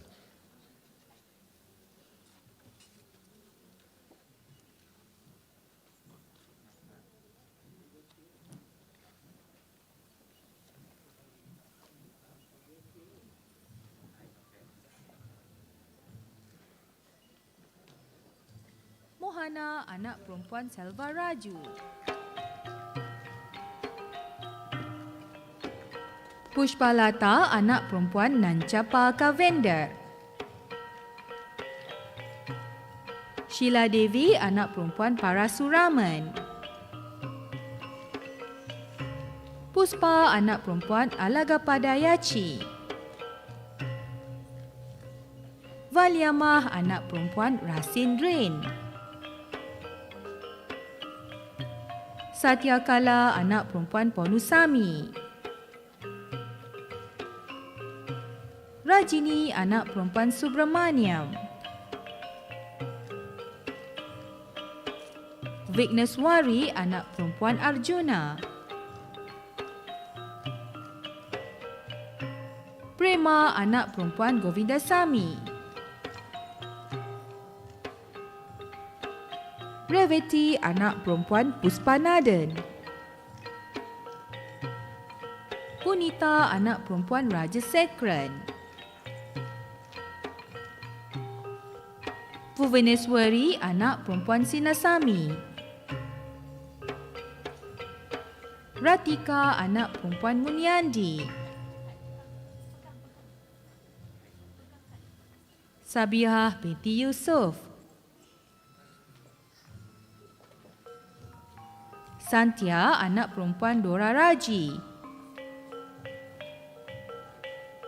Santiah Dewi anak perempuan Bala Krishnan A. Saraswati anak perempuan Kochunarayana Pillai. Sarata Ambigai anak perempuan Gopalan. Subiamah anak perempuan Subramaniam.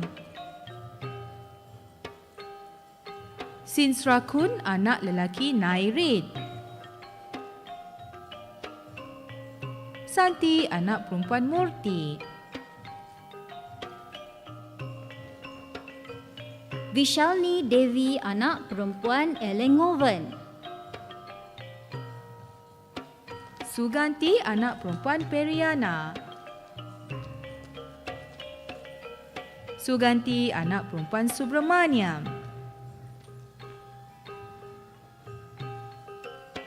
Suhaila binti Saleh.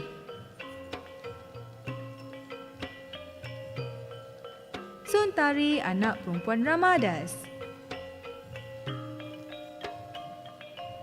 Tamil Chelvi anak perempuan Sadagopan. Tan Kuan Le. Tan Wei Ping. Teh Chun Gyap.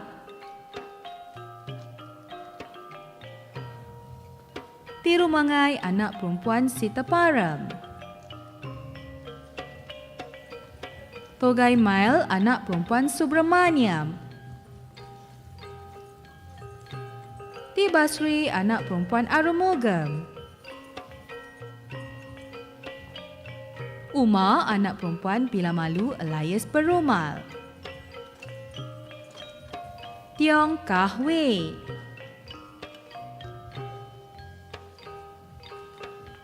Usha Ranjini anak perempuan Subramaniam.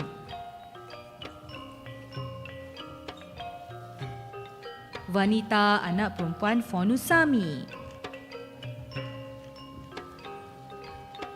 Wong Jiamin. Wong Li Jing. Wong Zihui. Wong Teng Teng.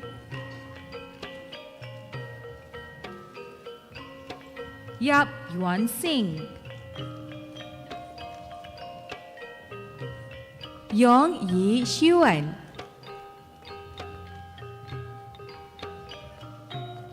Yuk Shirley.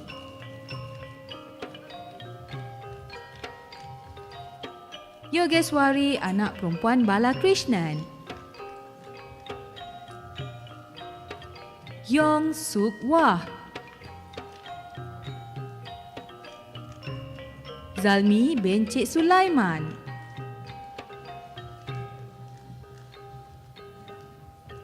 Sarjana Muda Sains Politik dengan kepujian. Muhammad Nur Azmi bin Kadir. Nur Najla Syafika binti Abdul Muttalib. Abdul Nizam bin Adnan. Muhammad Fadzil bin Zulkifli. Muhammad Sobir bin Sharif, Prabu son of Lohanaden, Sarjana Muda Pendidikan Pengajaran Bahasa Inggeris sebagai bahasa kedua dengan kepujian, Nuraini binti Muhammad Amin, Fakulti Perniagaan dan Pengurusan, Sarjana Muda Pentadbiran Perniagaan dengan kepujian, Kanan anak lelaki Narayanan, Lilius Liza binti Muhammad Yatim,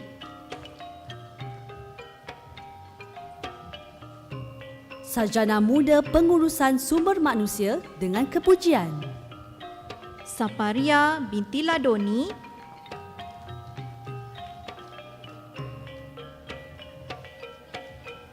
Fakulti Pendidikan dan Sains Sosial, Diploma Pendidikan Awal Kanak-kanak, Hasni binti Hashim,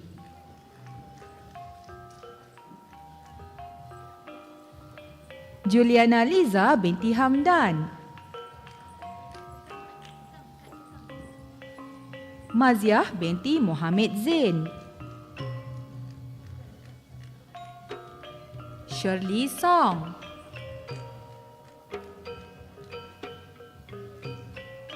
Siti Haryani binti Abdullah,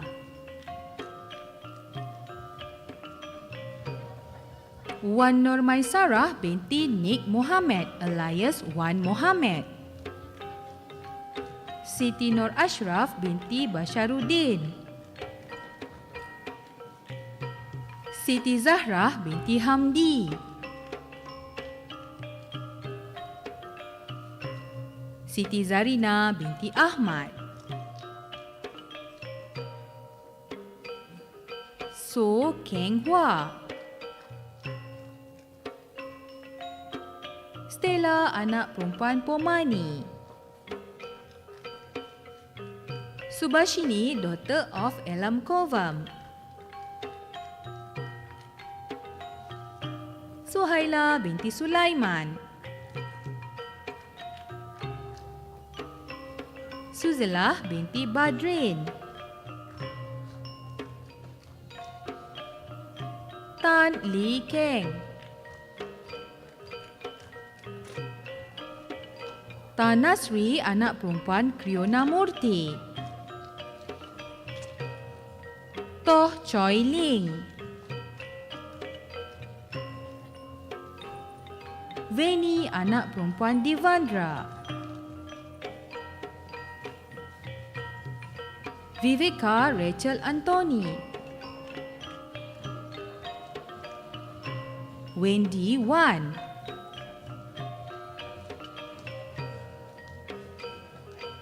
Wong Yin Yung, Yo Hiu Meng, Wong Kok Moy, Zaleha binti Abdullah,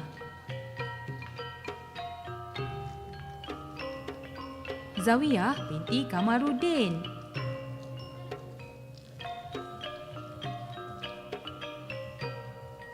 Zuraidah binti Kamarul Zaman, Diploma Pengajian Islam dengan Pendidikan, Nur Azika Syahirah binti Ismail, Sarjana Muda Pengurusan dengan Kepujian, Masyitah Adibah binti Burhanuddin, lulus dengan cemerlang,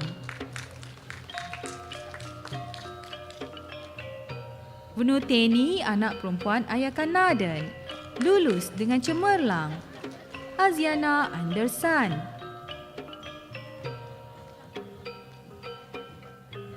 Felix Raimin,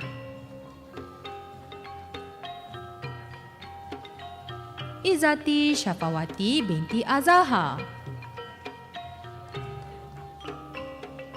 Laimin Lumin,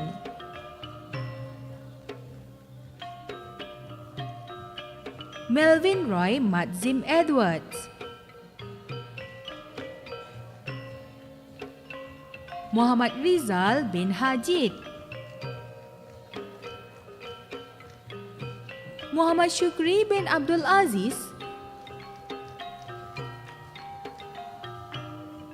Mevali Jimmy,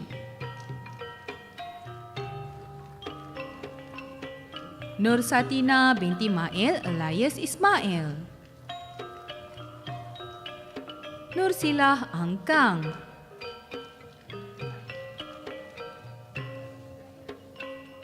Diploma in Management. Nurul Hidayah binti Muhammad, Razali bin Hajid,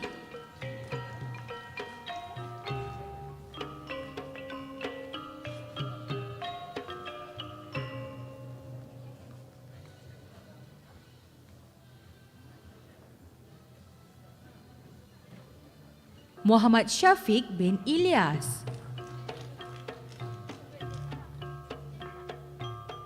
Siti Khadijah binti Manjah,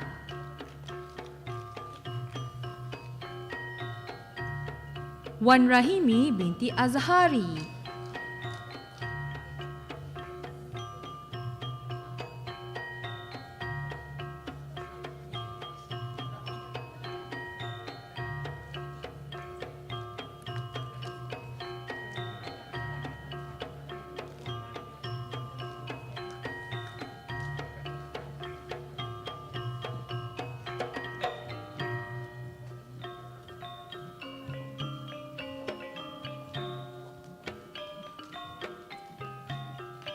Ahmad Yasin Aizat bin Muhammad Roslan lulus dengan cemerlang. Ilya Maisarah binti Iskandar, Alif Ishraf bin Mustafa Fadzir, Madarina binti Aduka,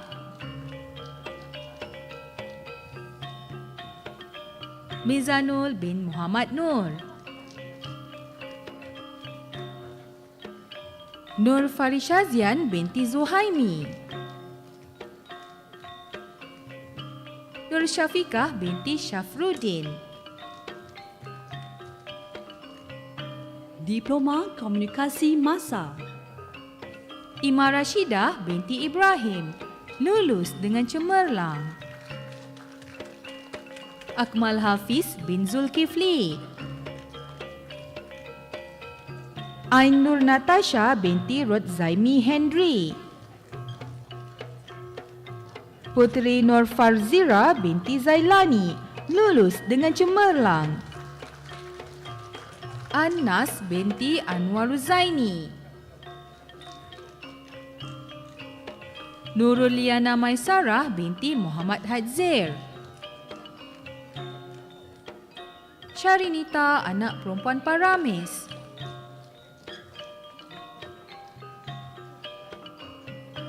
Diploma Pengurusan Sumber Manusia. Kanageswari anak perempuan Balakrishnan, Zaini Nurdayana binti Azian, Muhammad Anik Ajiha bin Shani, Muhammad Azmirul Hafiz bin Muhammad Zahari, Muhammad Syukri Saufi bin Adnan, Nur Atikah Fatihah binti Muhammad Bahar, Nurul Azah binti Muzaffar, Diploma Perakaunan. Nur Yusmariza binti Bahrin, Nuraini binti Nordin,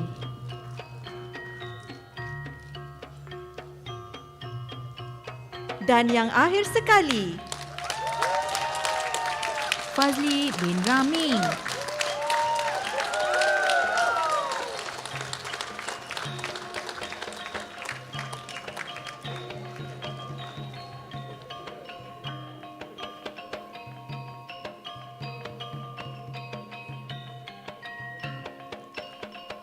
Terima kasih. Ucapan Wakil Graduan dipersilakan Puan Hizatul Hana Syahadan untuk menyampaikan ucapan.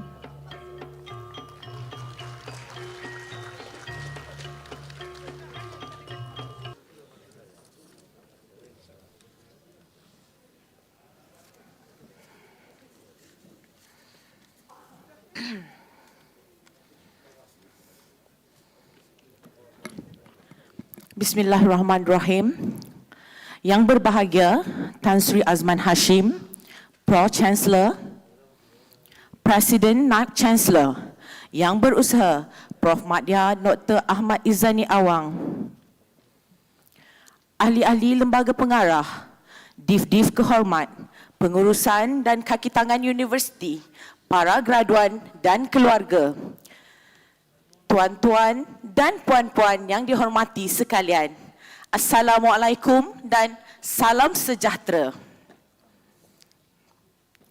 Alhamdulillah, bersyukur kita kehadrat Ilahi dengan rahmat dan limpahnya kita dapat bersama-sama untuk memeriahkan Majlis Konvokesyen Khas Open University Malaysia. Ucapan selawat dan salam atas junjungan besar Nabi kita Rasulullah sallallahu alaihi wasallam. Izinkan saya perkenalkan diri. Mungkin ada yang pertama kali baru bersua muka. Risau-risau bila tak pakai mask, tak kenal siapa di atas pentas. Saya Hana Syahadan atau dikenali sebagai Mami Hana kerana saya merupakan pengasas Mami Hana dan juga mami kepada 2 orang anak kecil yang sedang menonton di luar Dewan.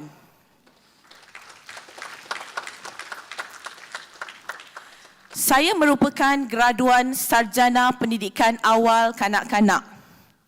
Terima kasih kepada semua profesor dan tenaga pengajar yang telah mendidik saya, sedangkan saya tiada langsung asas di dalam pendidikan awal kanak-kanak.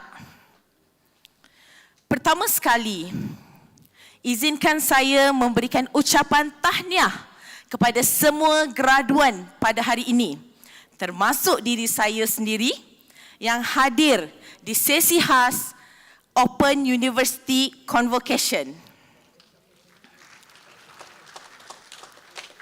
Saya yakin di luar sana dunia dalam keadaan mencabar dengan pelbagai wabak, COVID-19, banjir yang melanda, virus yang tak sudah.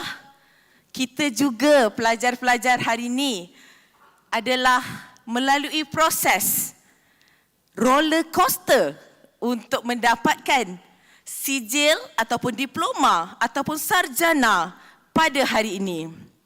Jadi, di sebalik itu semua, kita tetap mampu untuk berada di Dewan ini dengan izinnya. Jadi, berikan tepukan gemuruh buat diri anda.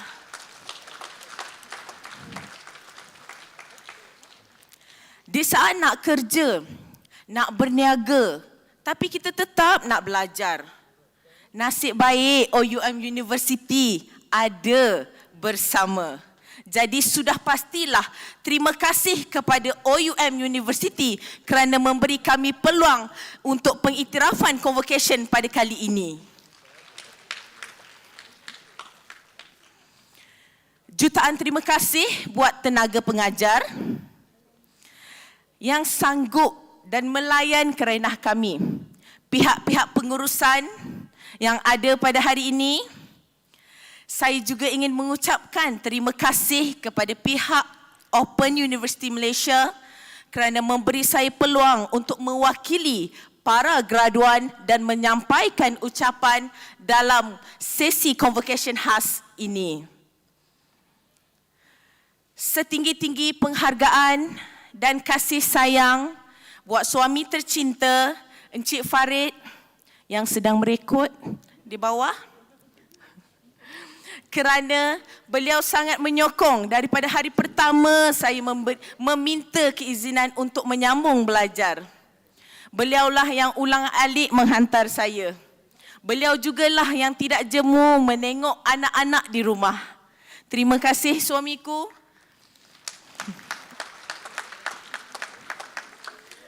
Sarjana ini juga sangat istimewa buat insan tercinta. Arwah ibunda, Hajah Cik Dah. Walaupun emak tak boleh mengeja, emak tak boleh membaca, emak tidak pernah ke universiti. Emak juga tak kenal huruf G dan J. Tetapi semangat dan kegigihan emak memberikan inspirasi untuk anak terus belajar. Al-Fatihah untuk arwah mak.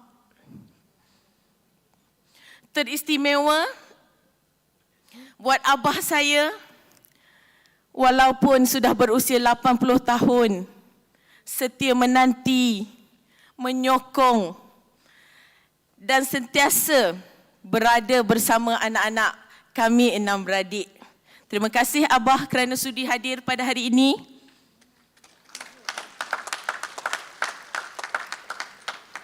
Adik-beradik saya yang menanti di luar Dewan, keluarga yang tengah menonton di YouTube OUM,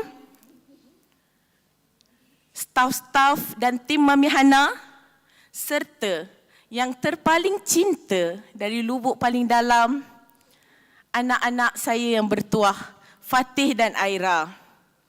Tanpa mereka, tiadalah saya di sini. Tiadalah minat saya dalam pendidikan awal kanak-kanak. Terima kasih Fatih Aira kerana percaya dengan perjuangan Mami untuk mendapatkan ilmu. Teringat saya, dikala saya ada kelas setiap hujung minggu, si abang Fatih akan bertanya, "Do you have class, Mami, today? How long will it be? Why do you have homework? When it will be finished?" Dan semalam, sebelum saya datang ke sesi convocation ini, saya memberitahu mereka, Fatih dan Aira, Mami dah habis belajar. Mami ada convocation esok. Dan mereka tanya kembali, "What is convocation?" Maknanya penutup. Saya jawab dia adalah penutup untuk sarjana kali ini. Dan saya sambung semula. Tapi saya bercita-cita tinggi untuk menyambung di bidang PhD.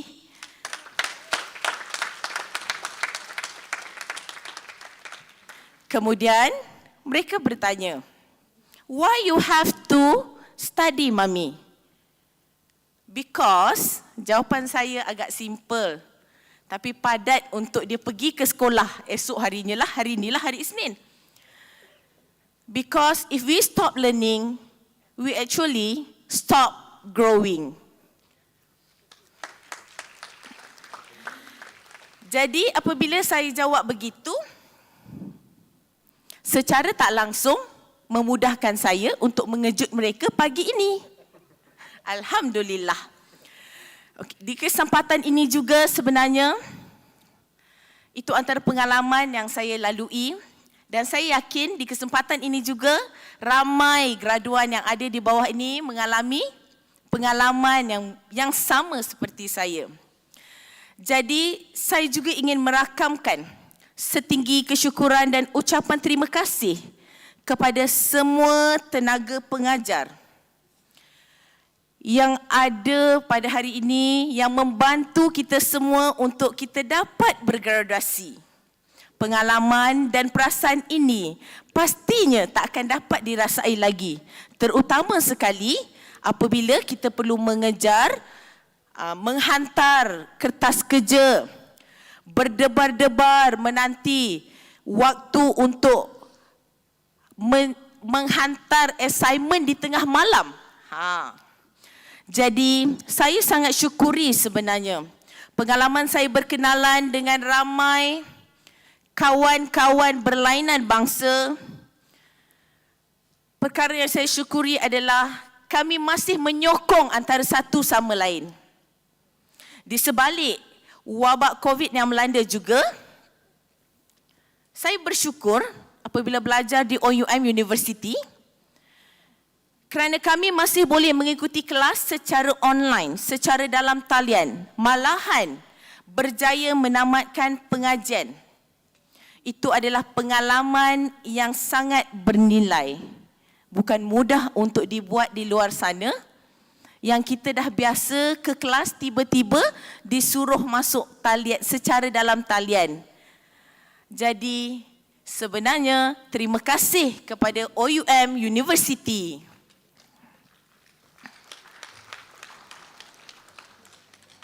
Hadirin yang dihormati, sebutir intan permata terbaik dihasilkan dari dua perkara, iaitu suhu dan tekanan yang tinggi dari dalam perut bumi.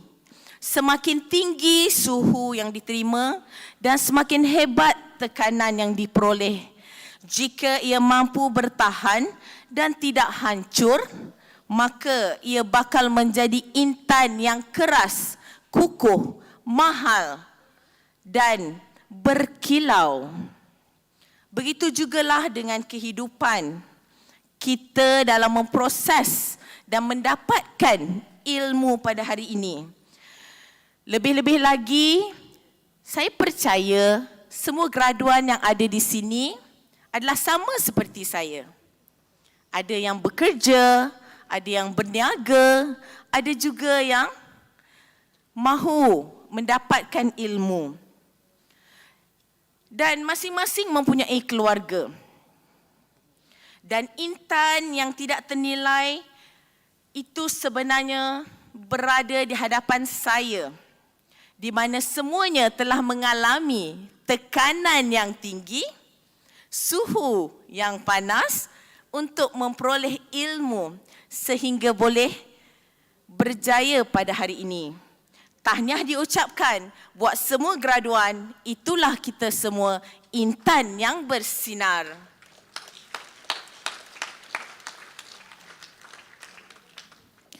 Tuan-tuan dan puan-puan yang dikasihi, saya ingin menceritakan sedikit pengalaman yang tidak akan saya lupakan bagaimana saya bermula dulu. 7 tahun lepas, ketika saya menghabiskan program sarjana muda, teringat saya mengambil masa yang lama, iaitu 5 tahun untuk menghabiskan sarjana muda.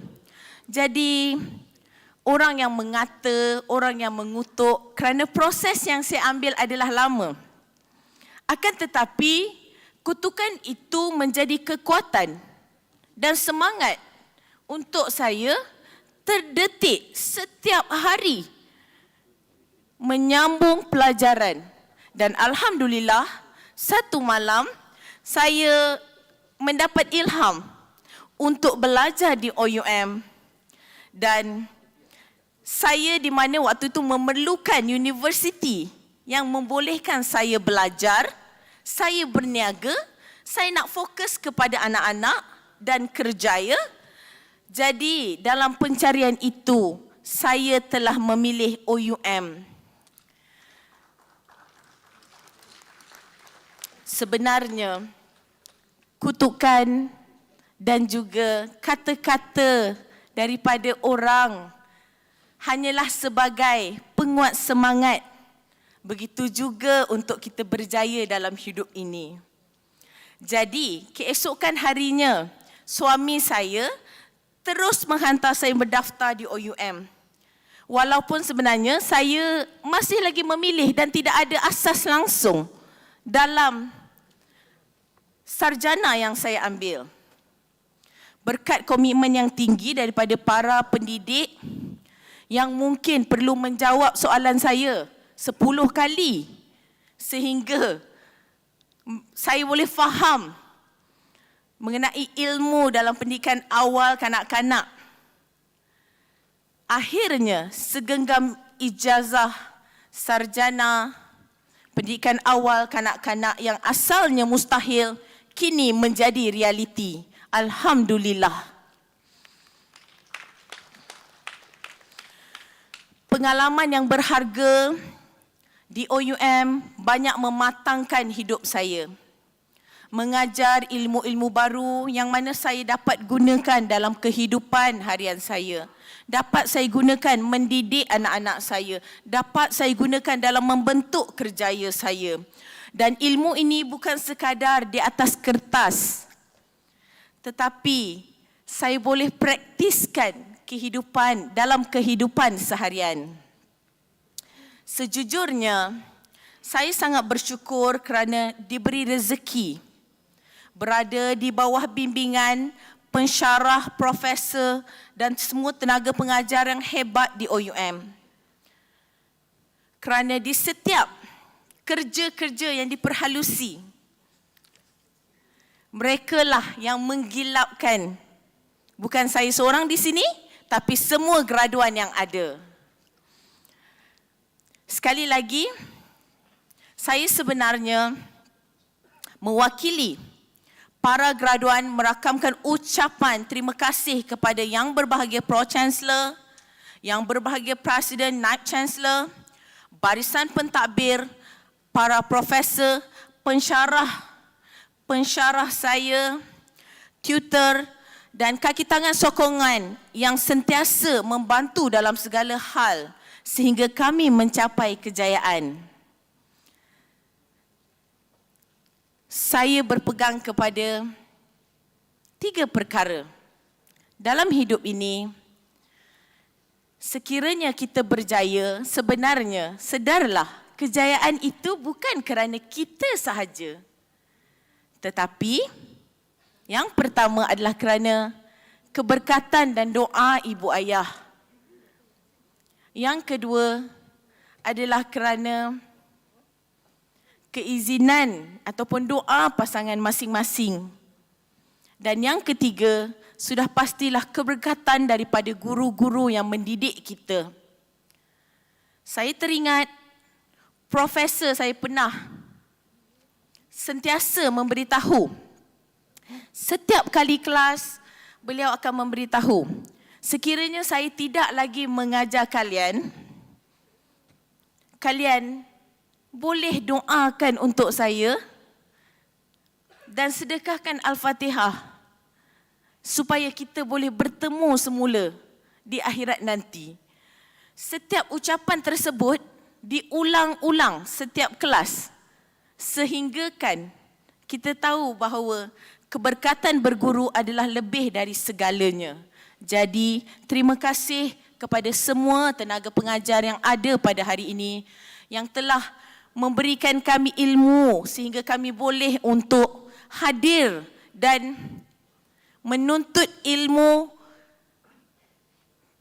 bukanlah sehingga selesai sesi ini. Tidak. Tapi sehingga ke liang lahat. Akhir kata, saya sentiasa mendoakan semoga OUM akan terus melahirkan graduan yang cemerlang, pakar-pakar dalam pelbagai bidang dan mampu membangunkan negara kita. Buat rakan-rakan seperjuangan, walau ke mana pun kita selepas ini, jadilah umpama benih yang berbuah lebat dan terus memberi manfaat. Dilempar ke darat menjadi permata yang bakal bersinar cemerlang. Dicampak ke laut menjadi pulau penuh khazanah. Dicampak ke langit menjadi bintang kejora yang bergemelapan. Berilmulah, berbaktilah agar seluruh pesada dunia tahu betapa hebatnya alumni OUM University.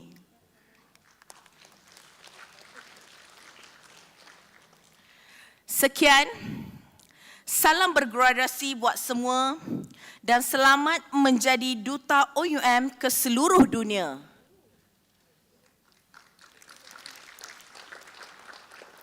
Sebelum saya menamatkan, satu lagi kata-kata yang sentiasa saya ingat. Percayalah, kejayaan kita ada pada hari ini adalah kerana doa-doa orang sekeliling. Jadi, teruslah memberi manfaat kepada ramainya orang supaya kebaikan tersebut memberi doa yang baik buat kita semula. Wabillahi taufiq wal hidayah. Assalamualaikum warahmatullahi wabarakatuh.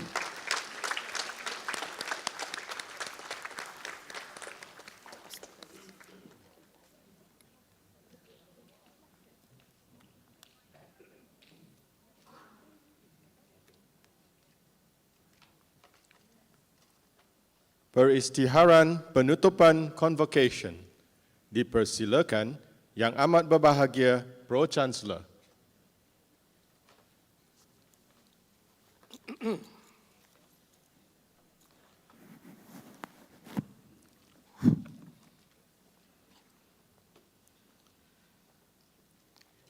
Sidang hadirin yang dihormati sekalian, dengan ini saya mengisytiharkan Konvokesyen Khas Open University Malaysia ditutup. Wassalamualaikum. Terima kasih.